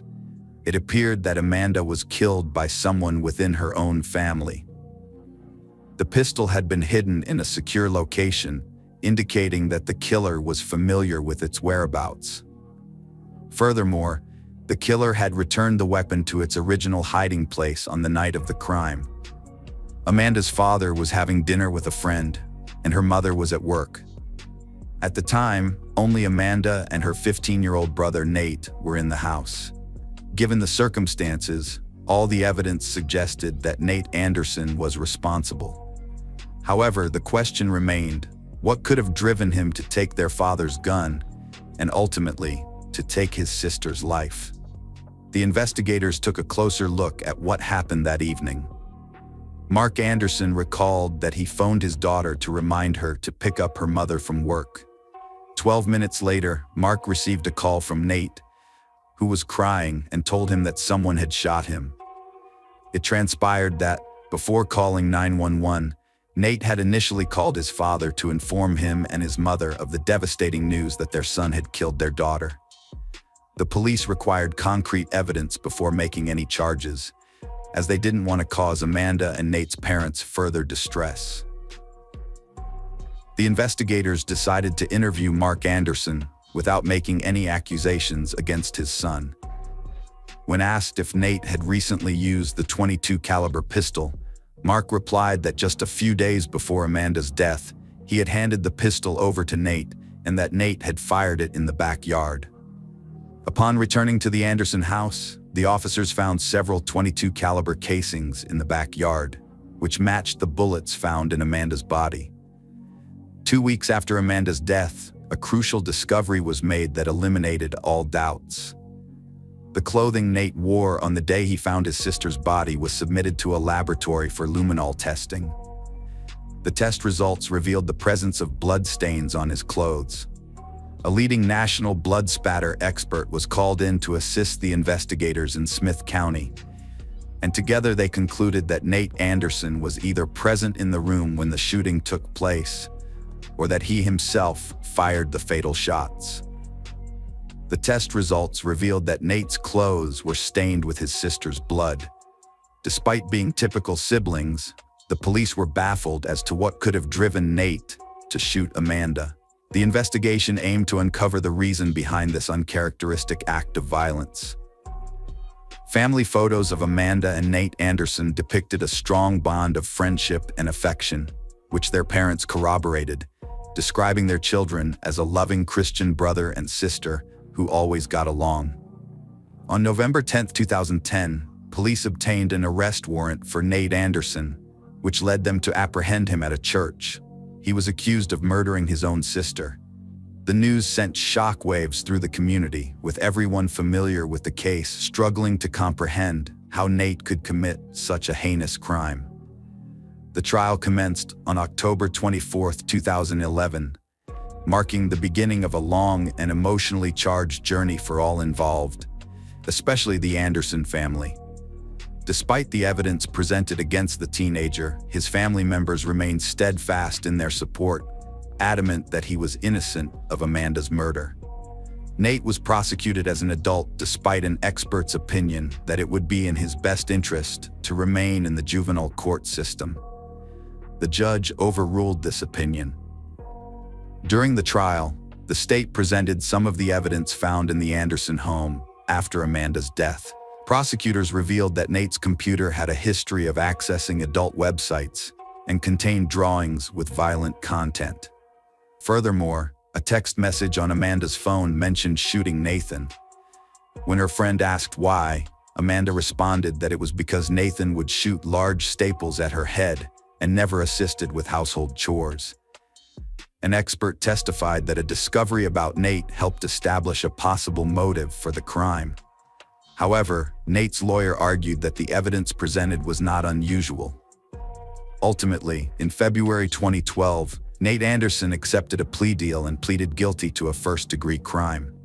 Prior to his plea, Nate confessed to a psychologist and his parents that he was responsible for Amanda's death. He revealed that he shot her with a pistol from their home. In a joint statement, Mark and Stacy Anderson, Nate and Amanda's parents, expressed their emotional response to the confession. Mark said, "Nate asked for my forgiveness, and I forgave him." Stacy added, "As a mother who loves both her children, this has been the most difficult experience of my life." The court has sentenced Nate Anderson to a 20-year prison term with the possibility of parole after 10 years. According to Nate's attorney, accepting the plea agreement was in his best interest. The attorney stressed that neither Nate nor his family ever wanted the case to go to trial. When asked about the motive behind the crime, Nate's attorney refused to elaborate, saying only that Nate had shown remorse and had received forgiveness. The attorney, Brett Harrison, added that there had been many difficult conversations and tears. He stated that the incident was clearly a hate crime, as there was no evidence of any other trauma. The Smith County Sheriff's Office stated that Nate was eligible to apply for parole 2 years ago, but unfortunately, they were unable to find any information regarding whether he did so. Hello friends, welcome to our channel. Today we're going to take a look at another horrible case with you. The case of Vera Pekteleva. Vera Pekteleva was born on September 24, 1997 in Kelos, Kovo Oblast. As she grew up, she became a cheerful and creative individual. With a passion for singing, she secured first place in various school competitions. Although her parents, Oksana and Yevon, divorced during her school years, they remained on good terms. Vera maintained a positive relationship with both her father's new wife and her mother's new husband. Those who knew her described Vera as a kind, optimistic, and non-confrontational person. As mentioned earlier, Vera was a creative individual, and her family was taken aback when, after completing high school, she opted to move to Kovo and pursue a technical education at the state university, rather than following a more artistic route. Her mother, Oksana, resided in Kisilov, which was approximately 110 miles away from Kovo, and Vera would visit her during her spare time. During one of her visits in 2016, Vera encountered Vladislav Kanyus, a young man of her age. Unlike Vera, Vlad, as he was commonly known, was a complete contrast. He did not have life goals, was introverted, and had a quick temper. Having dropped out of school after the 9th grade, Vlad grew up in a troubled home. After his mother abandoned the family, he was left to live with his father. Unfortunately, his life was filled with more challenges. His father had frequent run-ins with the law, which ultimately culminated in him taking his own life in front of Vlad, leaving an indelible mark on him. Vera fell in love with Vlad despite having little in common with him. However, her parents were against their relationship, knowing Vlad's troubled past. Vera's father discovered her relationship with Vlad, and he asked her to end it. Instead of breaking up with Vlad, Vera just stopped discussing him with her parents. Vlad was never present at family gatherings, and his pictures were not posted on Vera's social media. It seemed as though Vera was keeping him a secret, according to Oksana, Vera's mother. One important detail is worth noting.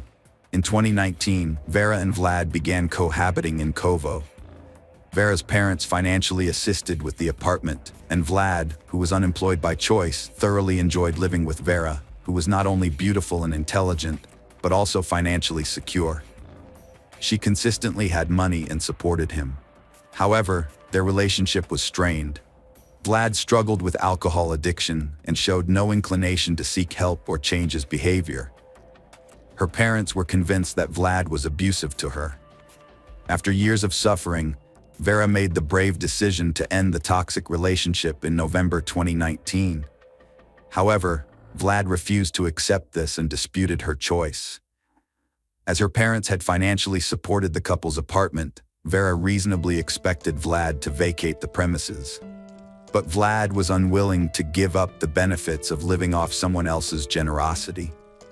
Now here's an excerpt from Vlad's testimony. It will give you a more accurate idea of what happened after Vera decided to end her relationship with him.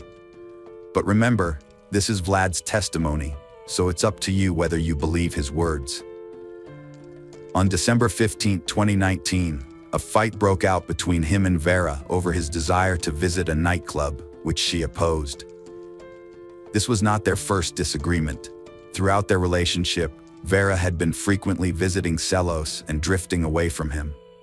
She even confessed to speaking with another person. In fact, she had ended her relationship with Vlad a month prior. He later discovered from a mutual friend that she was involved with Alexander, a resident of Selos. Although he had never met Alexander, when he confronted Vera, she acknowledged the relationship.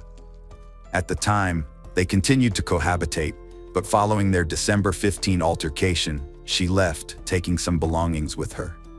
Despite their separation, they remained in contact by phone, and on January 12, 2020, he offered to assist her in relocating her remaining belongings to a new apartment. She agreed to meet him, and they scheduled a time for January 13th. They met in the afternoon, packed up both her belongings and his, since he too wanted to move out, and drank beer, lure, and vodka. They got drunk, But there was no conflict until he brought up the topic of their relationship and revealed that he knew about Alexander. She became enraged, swearing at him, insulting him, and starting to physically assault him, kicking him at least 5 times in the groin area and slapping him in the face at least 8 times. He only felt pain from the kicks, not the slaps. Vera instigated the physical fight, which made him angry because she had lied about not seeing another guy and was upset that he knew about her personal life. That was the testimony that Vlad told the police. Next, we'll discuss the other side of this story, which gives every reason to believe that Vlad was not honest in his testimony. Vera sent a voice message to her friend at 5:08 p.m. In the message, she mentioned that she was already at the apartment, packing her belongings. She expected to be settled into her new apartment around 6 p.m. and requested her friend's help to move her things from the taxi to the apartment. Just 3 minutes later, Vera sent a new voice message. She invited her friend to come to the apartment where she lived with Vlad and help her with the move. However, Vera did not have time to finish as Vlad intervened by saying, "No one's coming in here." So he was against Vera's friend coming to the apartment. It seems that the situation began to get out of control because 4 minutes later, at 5:15 p.m., Vera, in a low voice, asked her friend to come. It looks like this message was a call for help.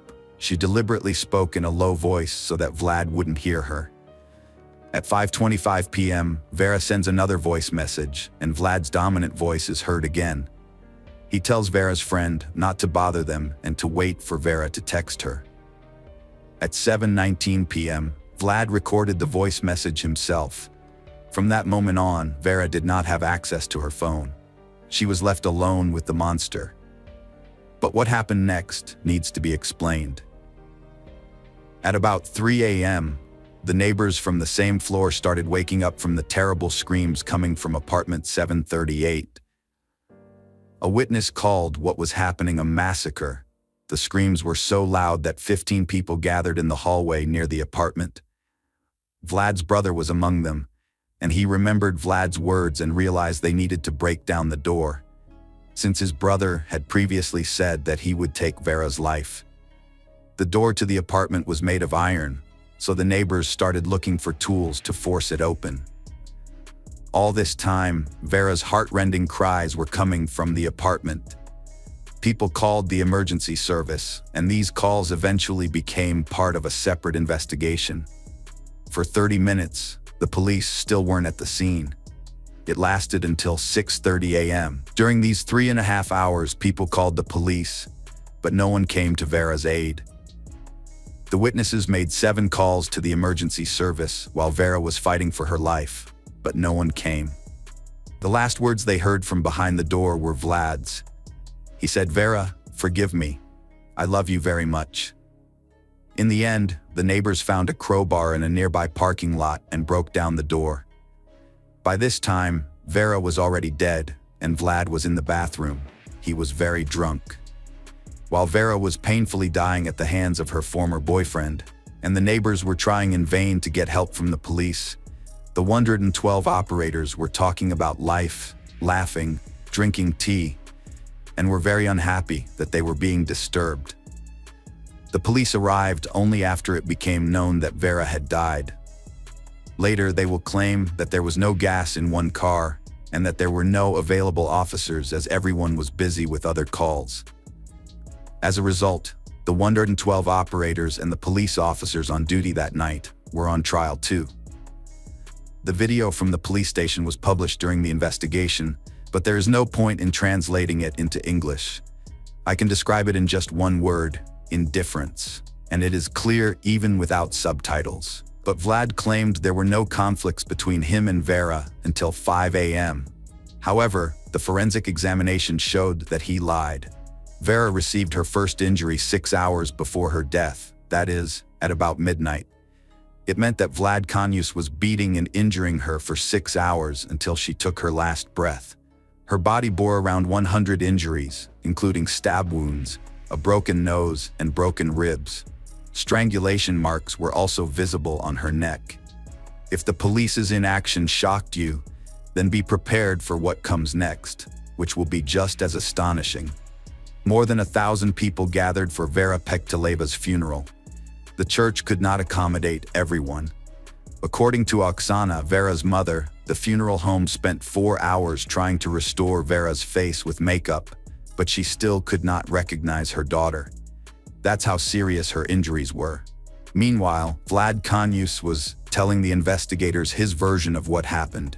He of course tried to downplay his role in this crime. He said about that night that when he started talking to her about our relationship, he suggested they should get back together and told her that he knew she was seeing another guy. A conflict between them started. She didn't like it. After that, she started swearing, insulting him, and hitting him. Namely, she kicked him at least 5 times in the groin area and hit him in the face at least 8 times with her palm. He didn't feel any pain when she slapped him. However, when she kicked him between the legs, he experienced physical pain. That is, Vera started hitting him first.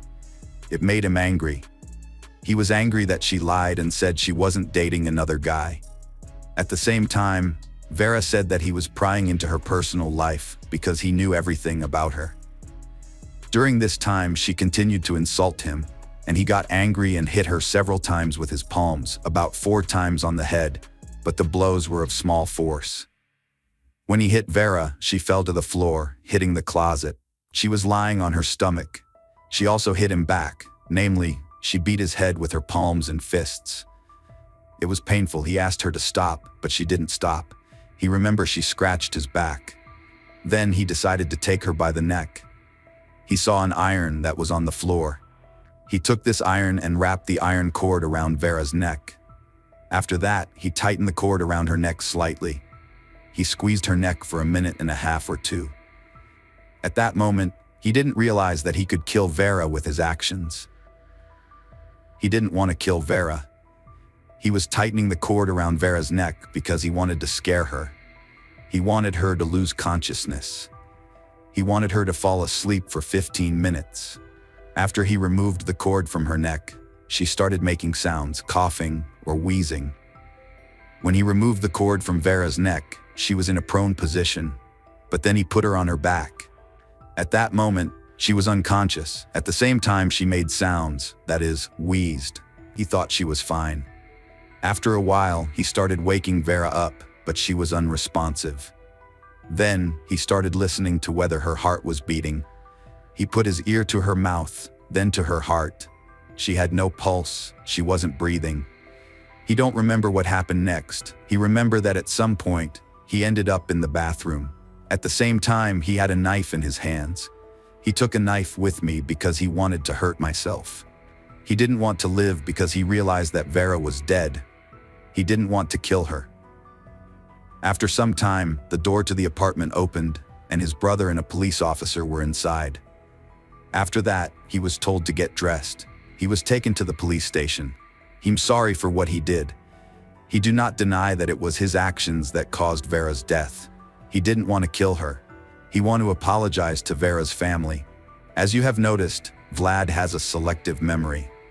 He remembered strangling Vera, but did not remember how he inflicted about 100 injuries on her. It was also unclear how Vera could have punched him in the face and scratched his back while she was lying on her stomach on the floor. During the interrogation, it also became clear how Vlad's brother ended up at the crime scene. After all, he lived in another city. Here's what Vlad told the police about it. He called his brother. He told him about what happened. He told him that Vera wasn't breathing, and his brother told me to call an ambulance and give her CPR. He tried to give her first aid. He tried to give her CPR and cardiac massage.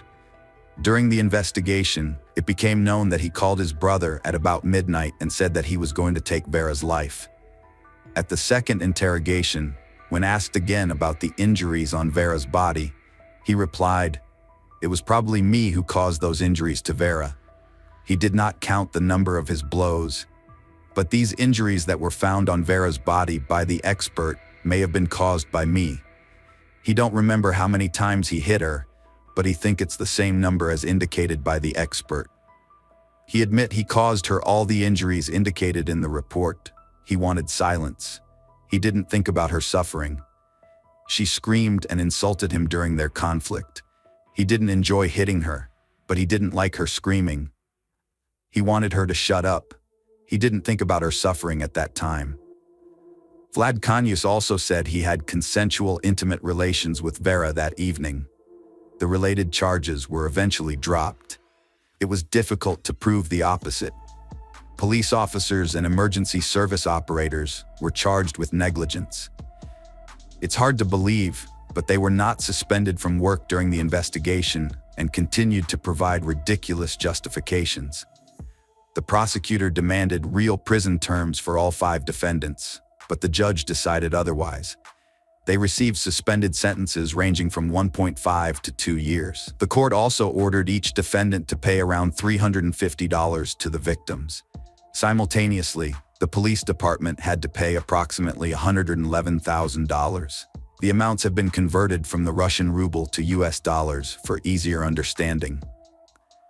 The indictment states that the police officers had access to gasoline and should have taken appropriate measures to resolve the situation, but they did not consider it an urgent task.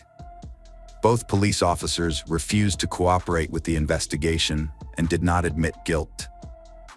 They claimed that when witnesses reported the woman's screams and cries for help, the investigation team was at another address where a man's corpse had been found. We may never know the full truth of what happened that night. Vera was not planning to stay in the apartment and had asked her friend for help with moving, suggesting that Vlad Kanyus may have forced her to consume alcohol when she was unconscious, then fabricated a story to make the event seem unintentional. In the summer of 2022, the court sentenced Vlad Kanyus to 17 years in prison, and he partially admitted his guilt. He was also ordered to pay around $45,000 in compensation.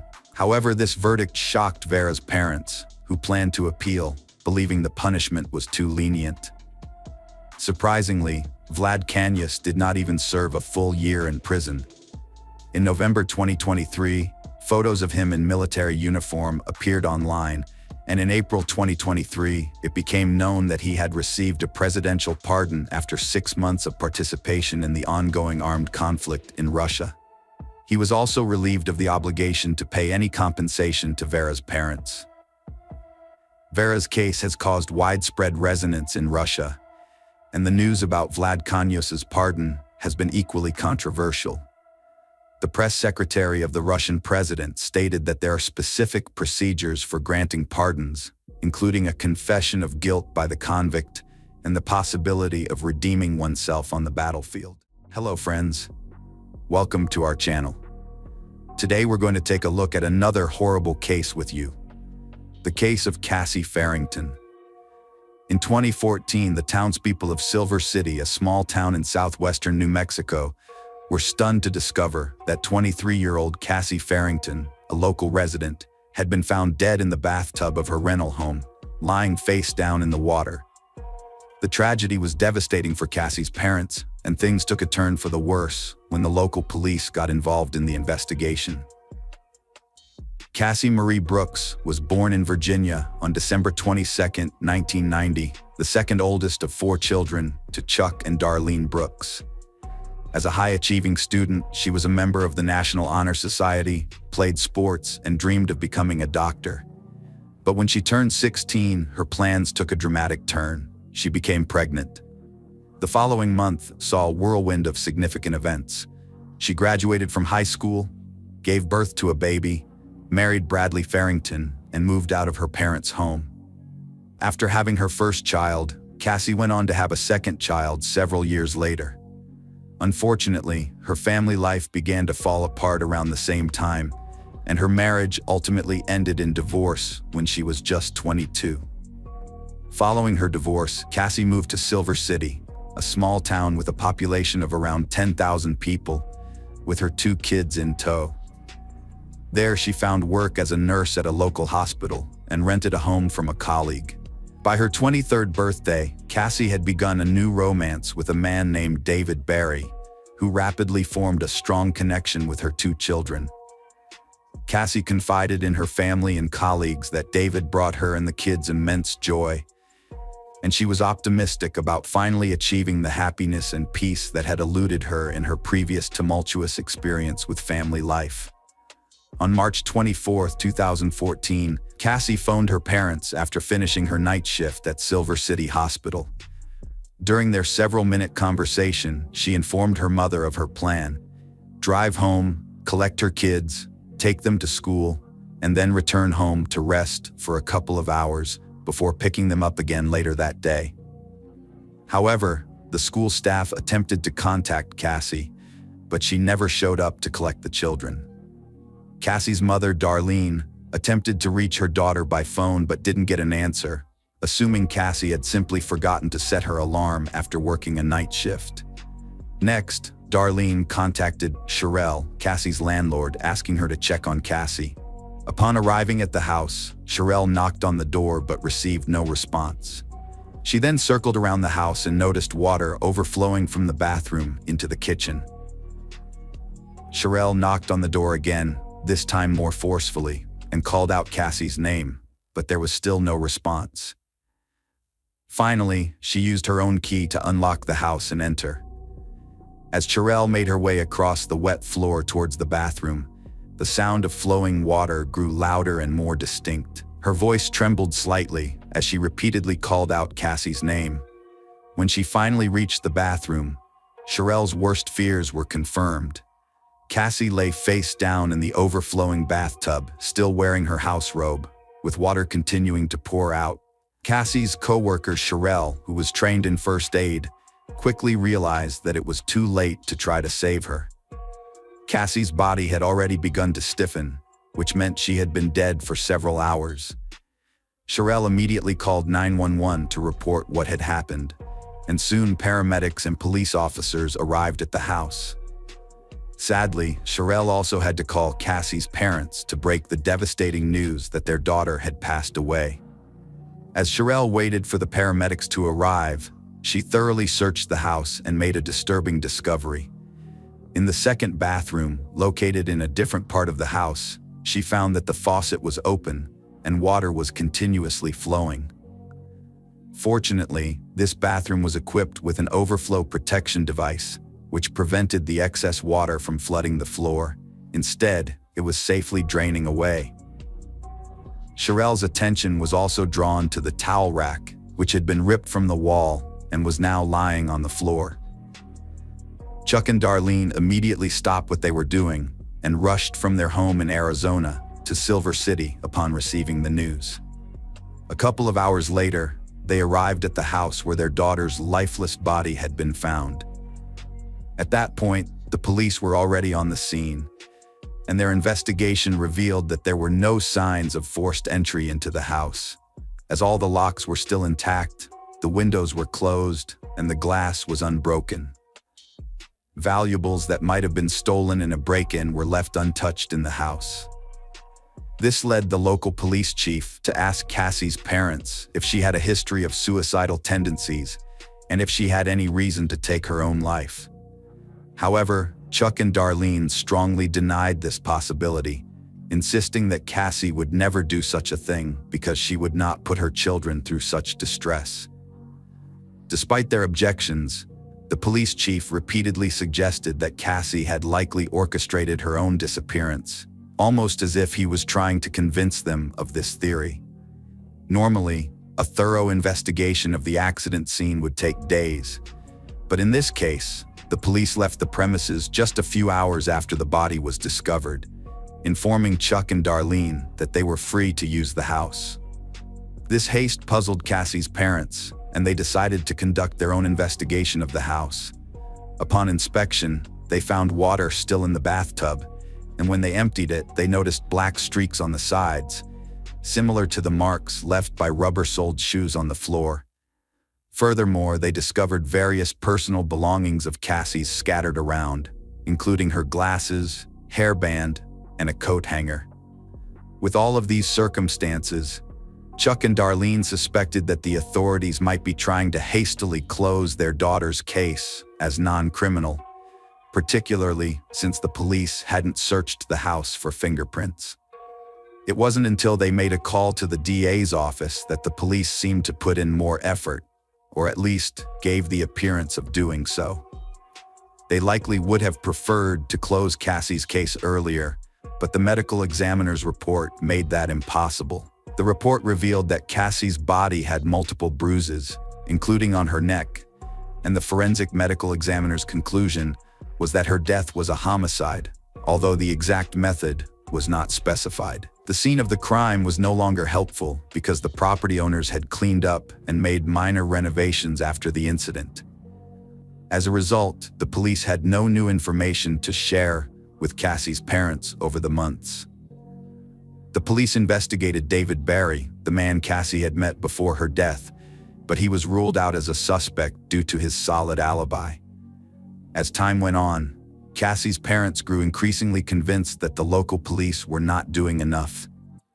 It wasn't until Chuck and Darlene met with the chief district attorney again and requested action be taken against Detective Jose Sanchez, who was in charge of the investigation into their daughter's death, that things started moving forward. After reviewing the case file, the district attorney agreed that Sanchez had made numerous errors. As a result, Sanchez was taken off the case, and a more seasoned detective was assigned to take over. The new detective immediately focused on the individual that Chuck and Darlene suspected was responsible for their daughter's death. From the beginning, Cassie's family and close friends were convinced that only one person had a motive to kill her: her ex-husband, Bradley Farrington. At the time of her death, Cassie and Bradley were in conflict and engaged in a bitter custody battle over their children. It was likely that the court would have ruled in favor of the children staying with their mother.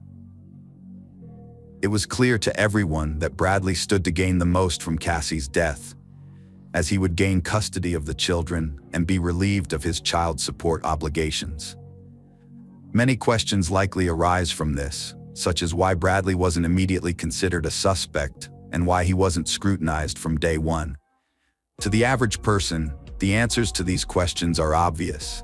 However, looking ahead, it's likely that officials at all levels will deny the obvious conclusions. In reality, Bradley's status as a Silver City police officer and his friendly relationships with the investigators who came to Cassie's house likely shielded him from suspicion. He left the police force just a few months before Cassie's death. In addition to having a motive, Bradley also had the necessary expertise. As a former policeman, he was familiar with police procedures and knew how to destroy evidence.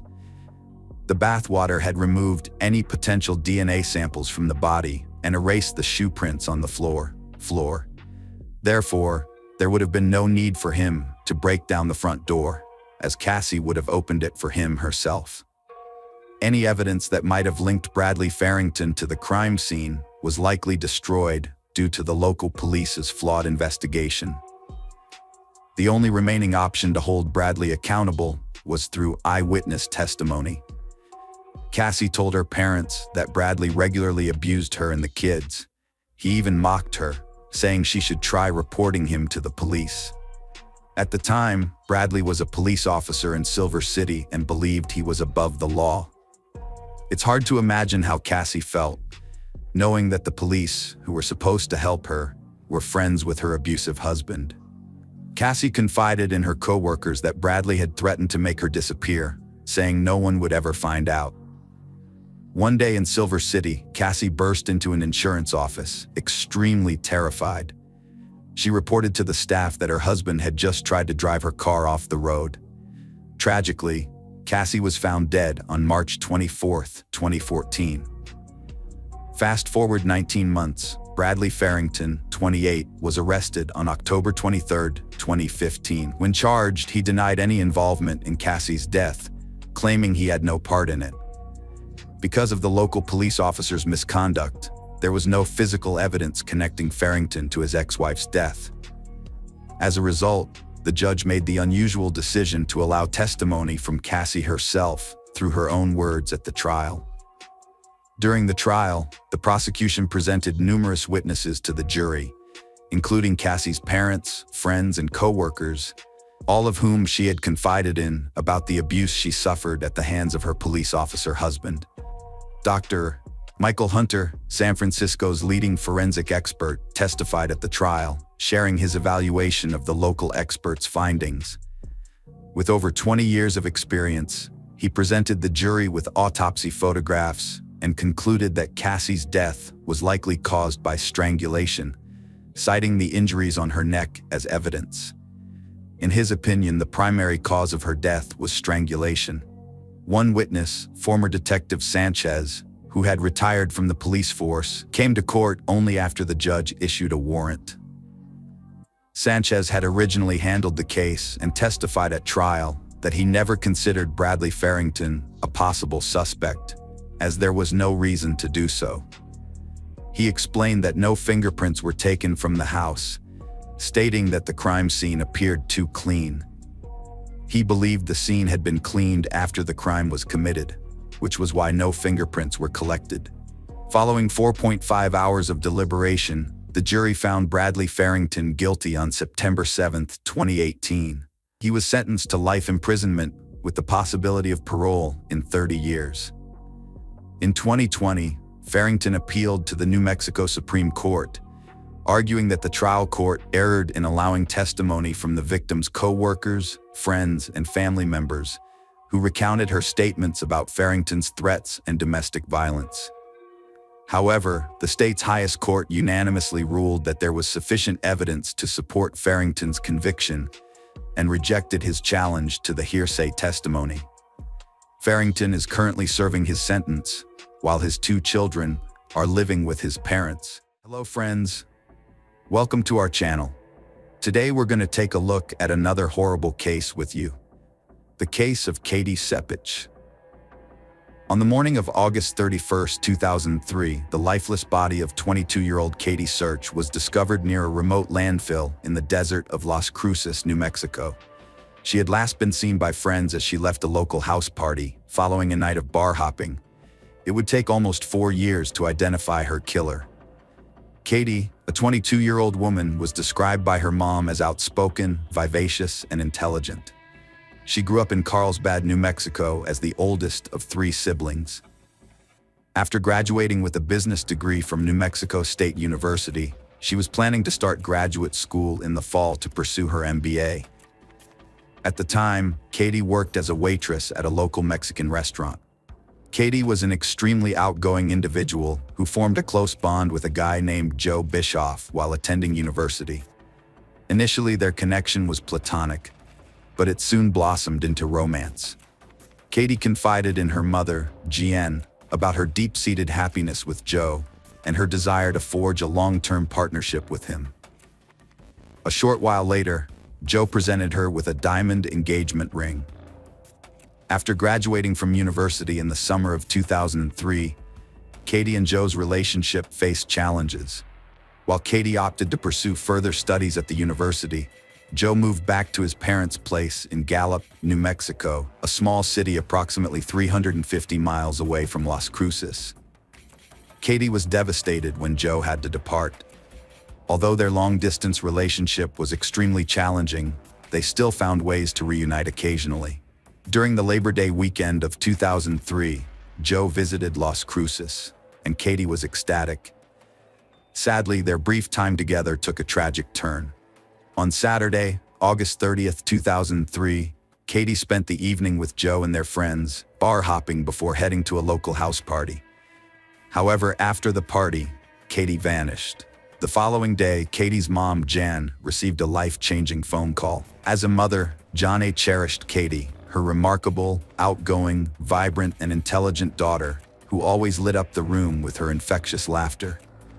Katie's roommate was on the other end of the line, desperately seeking Jane's help in locating Katie, having already contacted all her friends and local hospitals, but to no avail, with no sign of Katie anywhere. Veronica, who shared a room with Katie, informed Jana that Katie had departed from the party by herself that evening.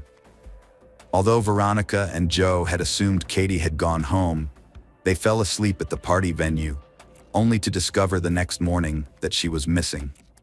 Katie's family subsequently contacted the police to report her disappearance. Around the same time, a partially clothed female body was found near a desert landfill.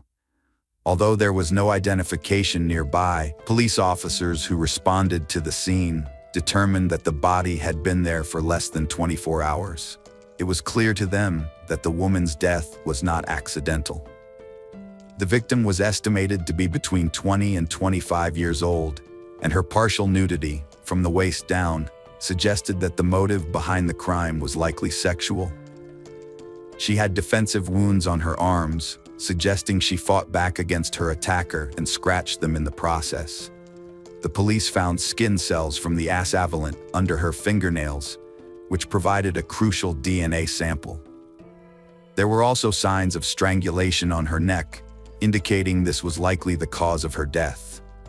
Despite this, there was no evidence of a struggle at the scene where the body was found, leading investigators to believe she died elsewhere. It appeared the killer moved her body to the remote desert landfill in an attempt to delay its discovery. On the victim's body, another shocking discovery was made. Burn marks were found on her arms and back. These marks suggested that the perpetrator attempted to either dispose of the body or destroy evidence, and in doing so, they intentionally set the victim on fire. The police quickly linked Katie's disappearance to the discovery of a young woman's body. Katie's father then went to the mortuary to identify the body. According to Katie's mother, Jeanne, after a few hours of agonizing uncertainty, their worst fears were confirmed. The body was indeed Katie's. The pain was overwhelming, and they were consumed by grief. They felt trapped in a desperate situation with no escape, as if all happiness and hope had been lost, leaving no future ahead. Katie's father was required to identify the body of his beloved daughter. He later recounted to the investigators that when they pulled back the sheet, revealing her bruised and contorted face, he was overcome with emotion, dropped to his knees, and prayed to God to take his own life, overwhelmed by grief. The residents of Las Cruces, once a peaceful place, were left horrified by the traumatic event that befell Katie. With a sense of urgency, the police launched an extensive investigation to apprehend the perpetrator as quickly as possible, largely driven by the fear that this individual might strike again. To better understand Katie's case, the police started by reconstructing the final hours of her life. They sought to establish her whereabouts, her companions, and her activities during that time, as well as whether she had any altercations or enemies. Since the party venue was approximately a mile from Katie's home, the police had to ascertain whether she had managed to return home safely. The investigators' first interviews were with Veronica, Katie's roommate, and Joe, her boyfriend. It struck them as odd that these two had stayed at the party while Katie had departed alone in the middle of the night. Joe displayed a lack of willingness to cooperate with the police, stating that Katie had left the party of her own accord and had intentionally left behind her purse, phone, and keys. The detectives thoroughly examined Katie's route, conducting a door-to-door inquiry and speaking with local residents. But regrettably, no one witnessed or overheard anything unusual. A promising lead indicated that Katie had arrived at her house but failed to enter, as she had departed without her keys. The investigators conducted a thorough search of the house and its surroundings, discovering Katie's shoes outside her bedroom window. It seemed that she had attempted to re-enter the house through the window, but was suddenly attacked. The footprints in the gravel beside the house supported this theory. Katie had put up a fierce fight for her life, but unfortunately, her attacker proved to be stronger. The investigators proposed that after killing Katie, the perpetrator transported her body to the desert landfill and attempted to burn it. They started questioning whether the perpetrator was a stranger or someone Katie knew and trusted.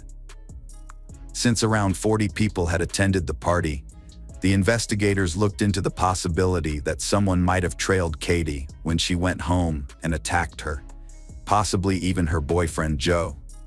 When the police questioned Joe again, they told him they were aware that he and Katie had a dispute because she caught him kissing another girl.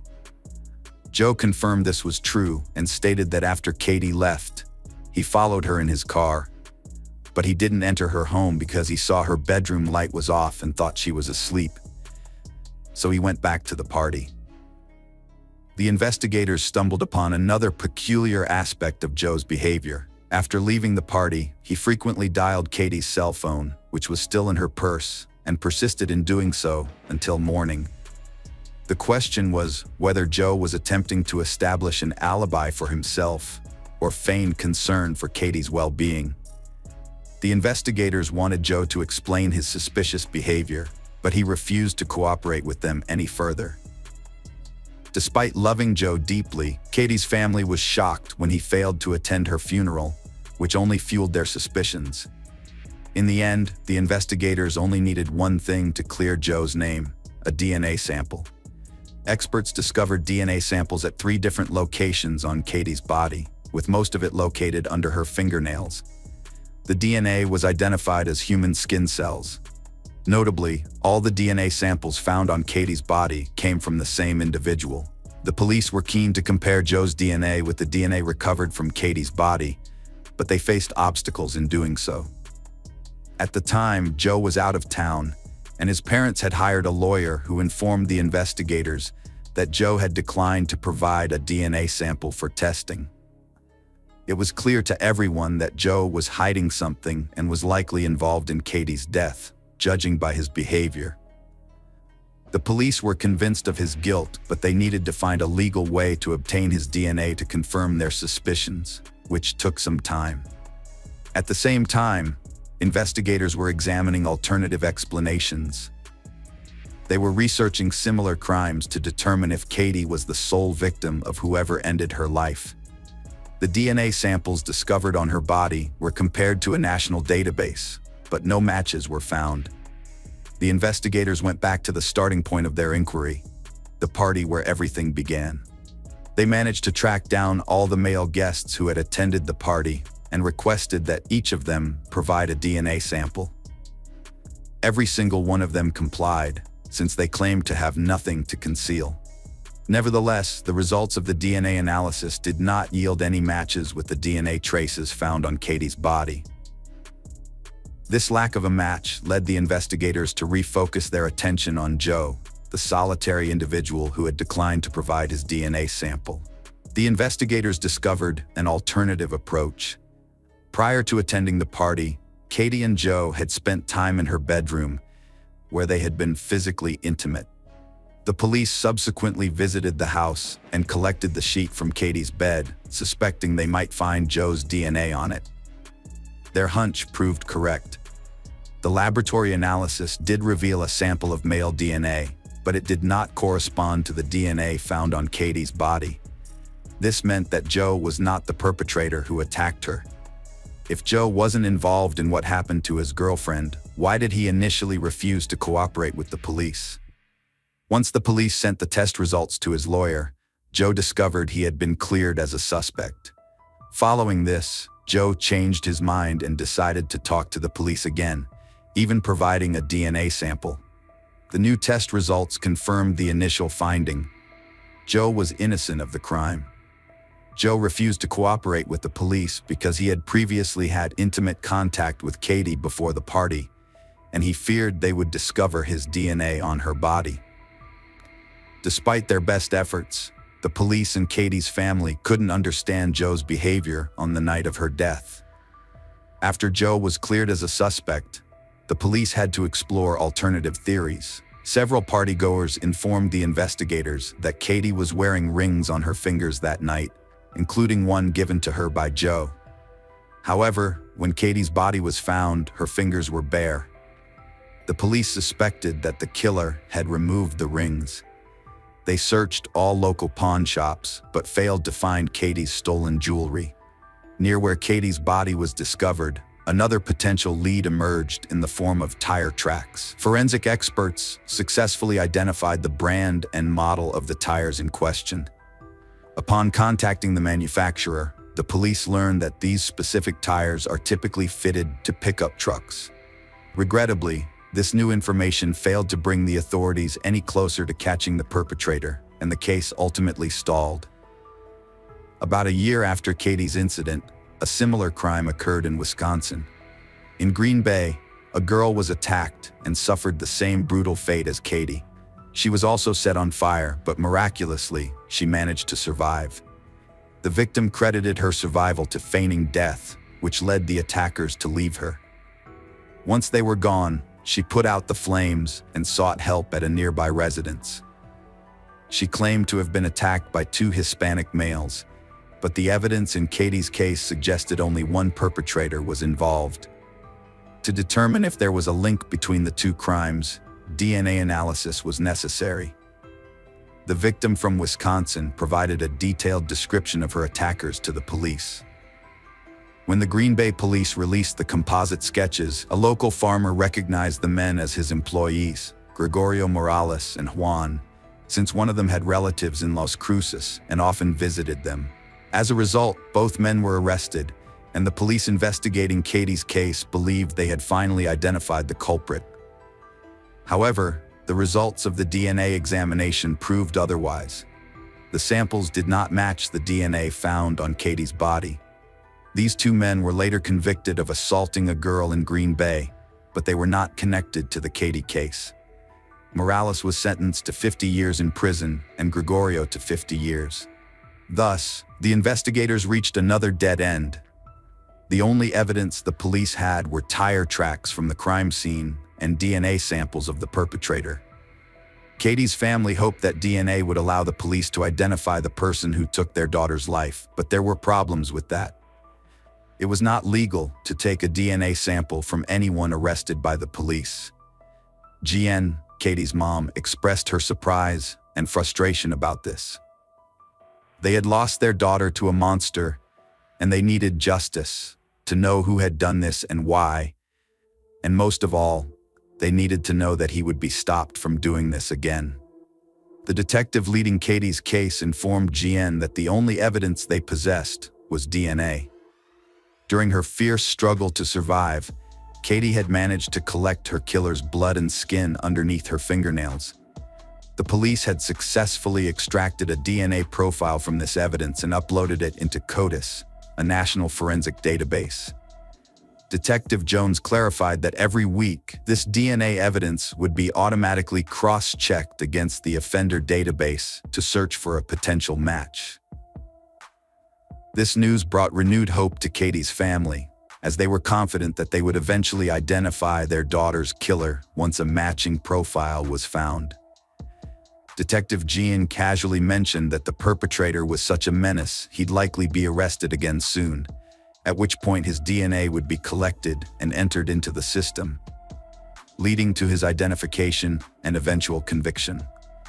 However, Detective Jones contradicted him, explaining that this process isn't possible in New Mexico or most other states, as it's against the law to collect DNA samples from someone simply because they've been arrested. 3.5 years after Katie's death, a significant breakthrough occurred in the case on December 18, 2006. A DNA sample was discovered that matched the DNA evidence found on Katie's body. The attacker was identified as 26-year-old Gabriel Avila, a married father of one who had no prior connection to Katie. Notably, Avila had a lengthy criminal history and had been released from prison just shortly before Katie's murder on November 13, 2003.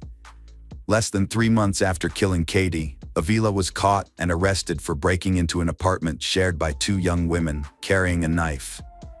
Fortunately, the college roommates managed to avoid an attack by locking themselves in the bathroom and quickly calling the police.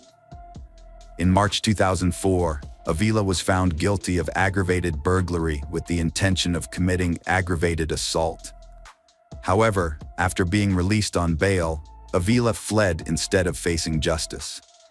Avila could have been caught and arrested just 3 months after Katie's attack, but due to flaws in the system, it took 3.5 years to establish a connection between him and Katie's death. Avila evaded police for almost a year before being caught in November 2004, thanks to a tip. He received a 9-year prison sentence, and a DNA sample was taken when he entered prison. but it sat untested for another 2 years. When the results finally came back, showing a partial match to DNA from Katie's crime scene, investigators sprang into action, tracking down the truck Avila used to dispose of her body, where they found a ring that belonged to Katie. This case highlights the need for system change. The police wasted resources and time searching for the perpetrator for 3 years, which could have been avoided if they had taken a DNA sample from Avila during his initial arrest.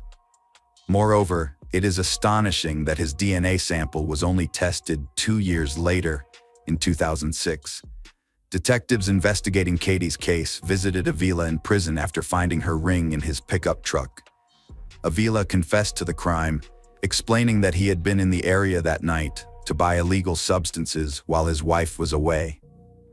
He claimed that he offered Katie a ride when he saw her, but she declined. Later, he saw her again outside her house and stopped to offer help when she said she couldn't get in because she didn't have her purse. Katie tried to climb into her bedroom window, but Avila attacked and undressed her. Unsure what to do next, Avila strangled Katie, fearing she would identify him later. He then put her body in his pickup truck and drove to a desert landfill, where he dumped her body and attempted to set it on fire to destroy evidence, but his plan failed. Avila's DNA sample was recollected, and it matched DNA evidence found on Katie's body from 2003. Her parents were hopeful this new finding would lead to a swift investigation.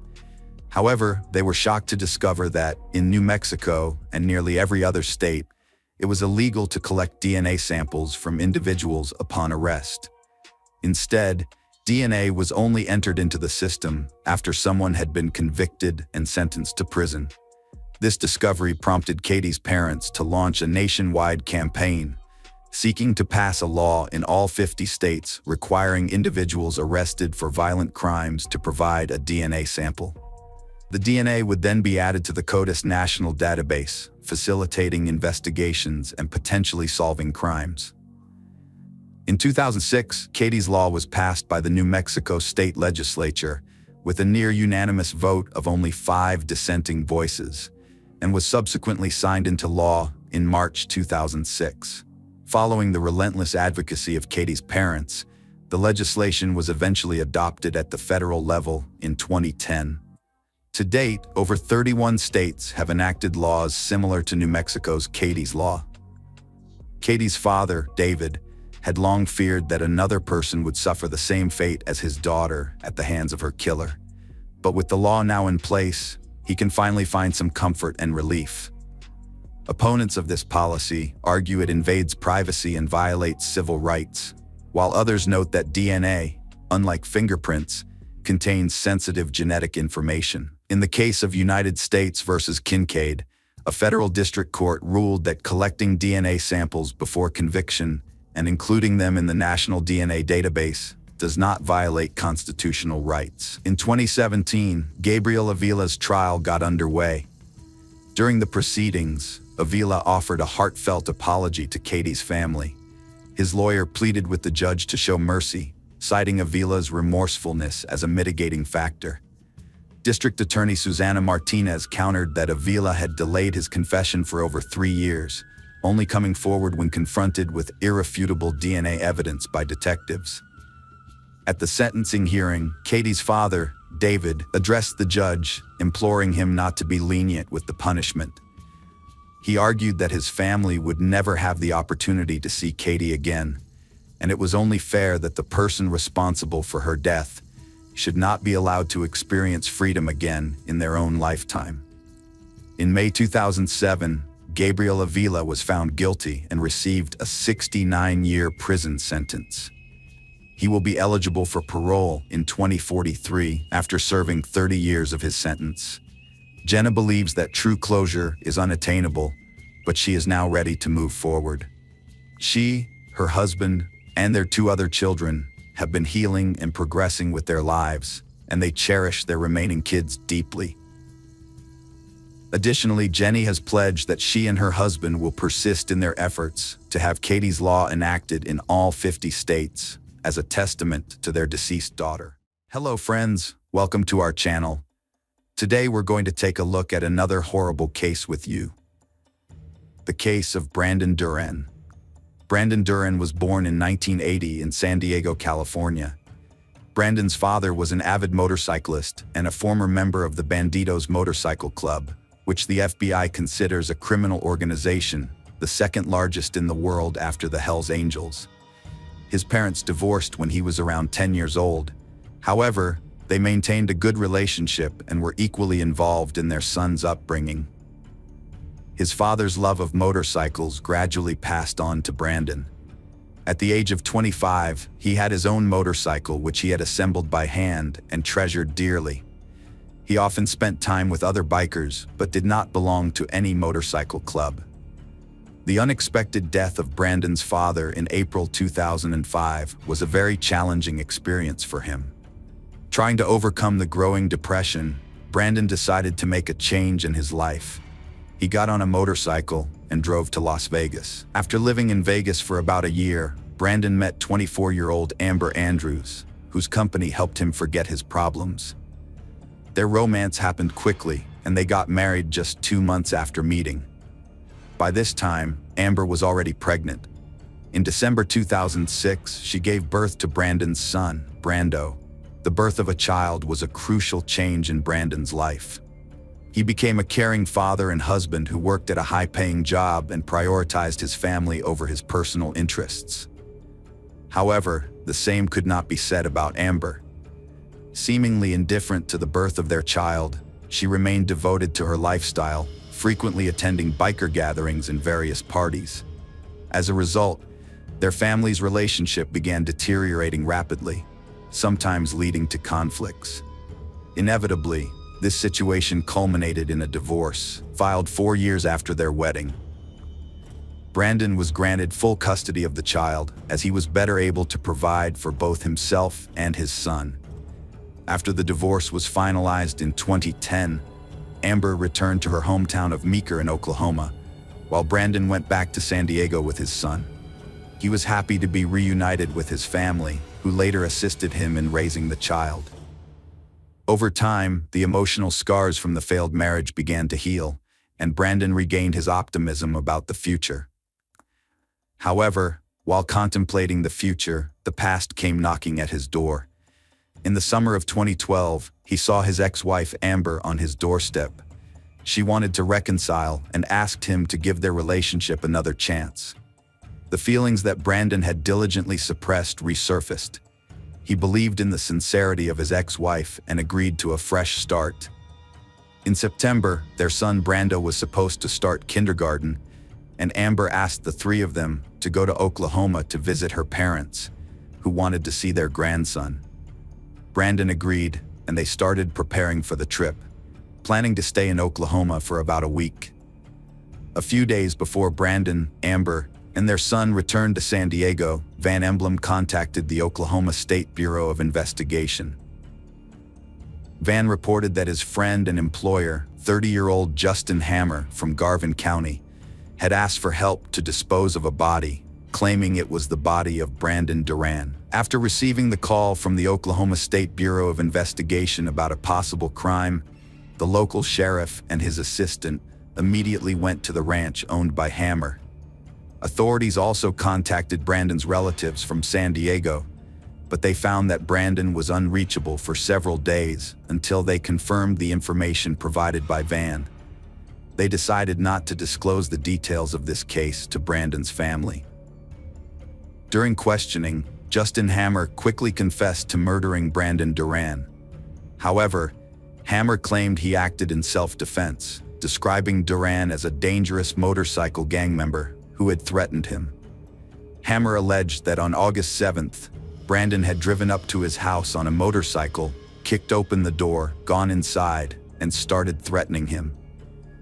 Hammer stated that he had a close personal connection with Amber, which prompted Brandon to pay him an unexpected visit. According to Hammer, Brandon threatened him, ordering him to stay away from Amber, and warning that he would ask his biker friends to harm him severely, even suggesting that his family members would be targeted if he didn't comply.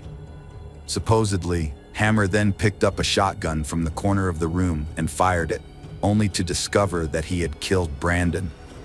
Afraid of retaliation from the Banditos motorcycle club, Hammer chose not to contact the police and instead opted to cover up all evidence of the incident. Justin relocated the body to the bathroom, where he dismembered it using a saw and then placed the parts into 5-gallon buckets. He filled the buckets with cement to encase the remains. According to his statement, the buckets were too heavy for him to load into his pickup truck by himself, so he enlisted the help of his friend Van. After disposing of the body, Hammer thoroughly cleaned the house to remove any evidence. He then burned the cleaning supplies, gloves, and rags he had used. Additionally, he claimed to have given Brandon's motorcycle to a relative, who took it apart for spare parts. The officers went to Meeker to break the devastating news to Amber. After learning about the death of her child's father, the woman was left in shock. Despite being divorced, she and Brandon had planned to reconcile and start living together again. Amber revealed that she had gotten into a fight with Brandon the previous day, triggered by his discovery of her romantic relationship with Justin Hammer. Following their argument, Brandon stormed off on his motorcycle, vowing to confront her lover himself. The investigation revealed new evidence that raised significant doubts about the credibility of Hammer's testimony. Criminologists conducting a search of Hammer's home discovered that the door had been kicked in from the inside, and the shoe print on the door matched the sneakers worn by Hammer, strongly indicating that he was responsible for knocking down the door. Furthermore, they uncovered a list of items necessary for disposing of a body and a gun safe, suggesting that the crime was premeditated rather than spontaneous, and that Hammer had been preparing for it in advance. Apart from the 5 buckets, they additionally extracted a cement-filled doghouse from the pond that held extra fragments which did not fit into the buckets. This key evidence led to Justin Hammer being formally charged with first-degree murder. The forensic medical expert faced a challenging task in analyzing the 25 separate body fragments of Duran. The autopsy revealed that Brandon had been shot 4 times in the head, with 3 pistol shots and 1 shotgun blast. According to the expert, the shotgun gun blast was the final shot, and by then, Brandon was likely deceased and lying on the floor. This contradicted Hammer's statement, which claimed he had fired only once with a shotgun. However, this didn't add up to the investigators. They wondered why Hammer would use a shotgun after firing 3 pistol shots, especially since Brandon was already dead. This evidence hinted that someone other than Hammer might have been involved in the crime. The investigators' call to Brandon's mother, Cindy, left her stunned when they told her about her son's death. Once she recovered from the shock, Cindy explained that Brandon had never been a member of the Banditos motorcycle club. She said that Brandon's father had passed on his love for motorcycles to his son, but it never went beyond that. Cindy also mentioned another interesting detail. When Brandon left for Oklahoma, his bike was broken, and he had loaded it into the back of his pickup truck, hoping to fix it there. Cindy also said that Brandon avoided conflict and that his ex-wife, Amber, was the source of all his problems. Amber's infidelity had plagued their relationship from the start.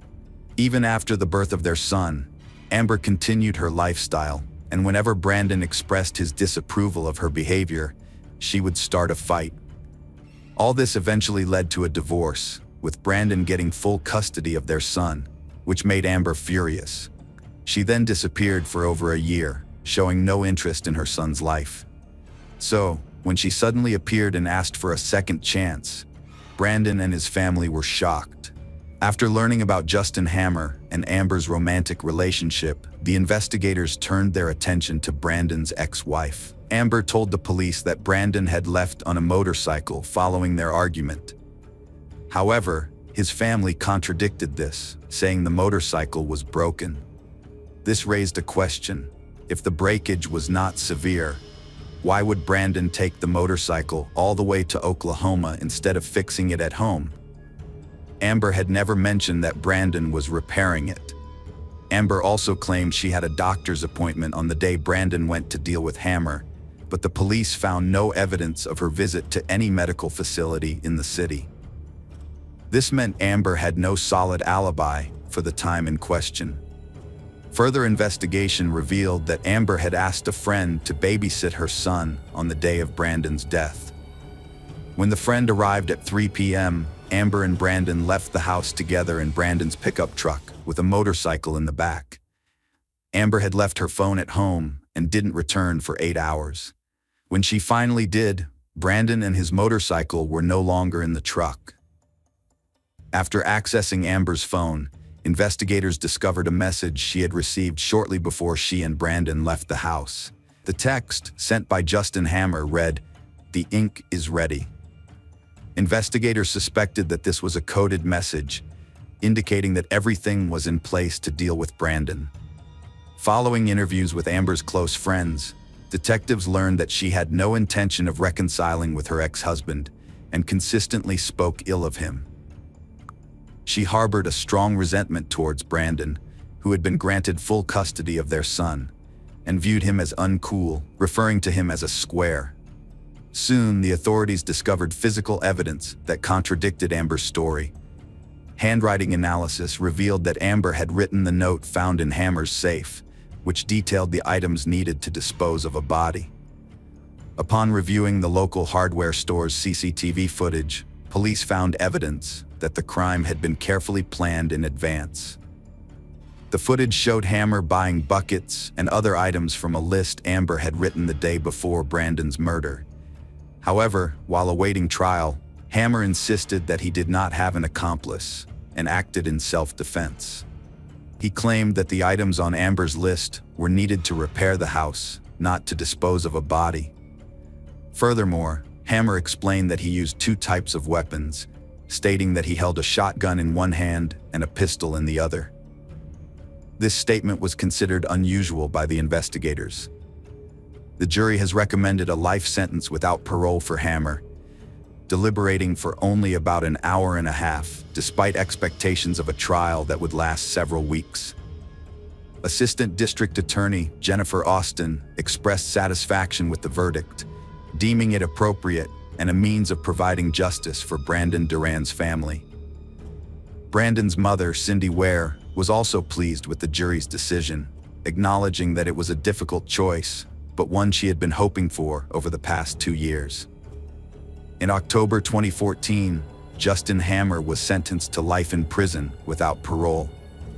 2 months later, Amber was arrested and charged with the first-degree murder of her ex-husband, desecrating his remains, and conspiracy to commit a felony. Amber pleaded not guilty, hoping to be released on bail. However, the district judge denied the request, stating that the nature of the allegations warranted the denial of bond. In the spring of 2017, the trial got underway. Prosecutors Christy Miller and Jennifer Austin made the case that Amber was the mastermind behind the crime. They alleged that she had lured Brandon to her lover's house, where Hammer shot him 3 times with a pistol. Amber then fired the final shot from a shotgun, according to the prosecutors. Throughout the trial, the prosecutors emphasized that all witness statements and evidence pointed to Amber's direct involvement in the crime. They argued that she was the only person with a motive to want Brandon out of the way. The defense attorney, Jay Mendros, argued that the prosecutor's office failed to provide any evidence linking Amber to the case, dismissing the allegations as a conspiracy theory. According to Mendros, Amber was not a cold-blooded killer, and Justin Hammer committed the murder because he was afraid of losing her to Brandon Duran. Mendros described the situation as a perfect recipe for disaster, with Duran returning to Oklahoma to rekindle his relationship with Amber Andrews, while Hammer, who had dated Andrews for a year, felt threatened by Duran's presence. Mendros emphasized that Justin Hammer had a clear motive to kill Duran, citing the love triangle between Hammer, Andrews, and Duran. He stressed that the situation was complex, with Andrews having relationships with both men and frequently going back and forth between them. The prosecution, Mendros claimed, had twisted and distorted the evidence to make it appear sinister. He alleged that the prosecution was attempting to convict Amber based on suspicion and innuendo, rather than concrete evidence. Mendros pointed out that Justin Hammer had confessed to the murder, stating that he acted alone. This, Mendros argued, was the only concrete evidence in the case, and it did not implicate Amber as a conspirator or murderer. Jurors delivered a guilty verdict after more than 4 hours of closing arguments in a Garvin County District courtroom, recommending 35-year-old Amber Andrews be sentenced to life in prison. Sentencing was set for June 12, 2017. At the hearing, Amber appeared in a good mood. Brandon's mother, Cindy Ware, emotionally took the witness stand to express the impact of her son's death on her and her grandson. Before the judge's verdict, defense attorney Jay Mendros made another statement, saying, "It's still the defense's position that there's nothing that ties her to this murder." Mendros told the judge there's no evidence that she was involved in this murder. He would ask the judge to disregard the jury's verdict and reset the case, arguing that the state's case was void of evidence and played on jurors' emotions to get the guilty verdict. Amber Andrews was given a life sentence without parole for the murder of Brandon Duran in the first degree. She also received 7 years for desecrating his remains and another 10 years for conspiring to commit a felony. Her accomplice, Justin Hammer, is currently serving his sentence at the Oklahoma State Penitentiary in McAlester, Oklahoma, while Andrews is incarcerated at the Mabel Bassett Correctional Center in McLeod, Oklahoma. As for Brandon's son, Brando, he has been in the custody of the Oklahoma Department of Human Services since August 7, 2012, and has been living with a foster family. After a long battle with the court system, Cindy, Brando's grandmother, was finally able to bring him back to San Diego in January 2013 to live with her. However, it took her 5 more years to gain full custody of Brando.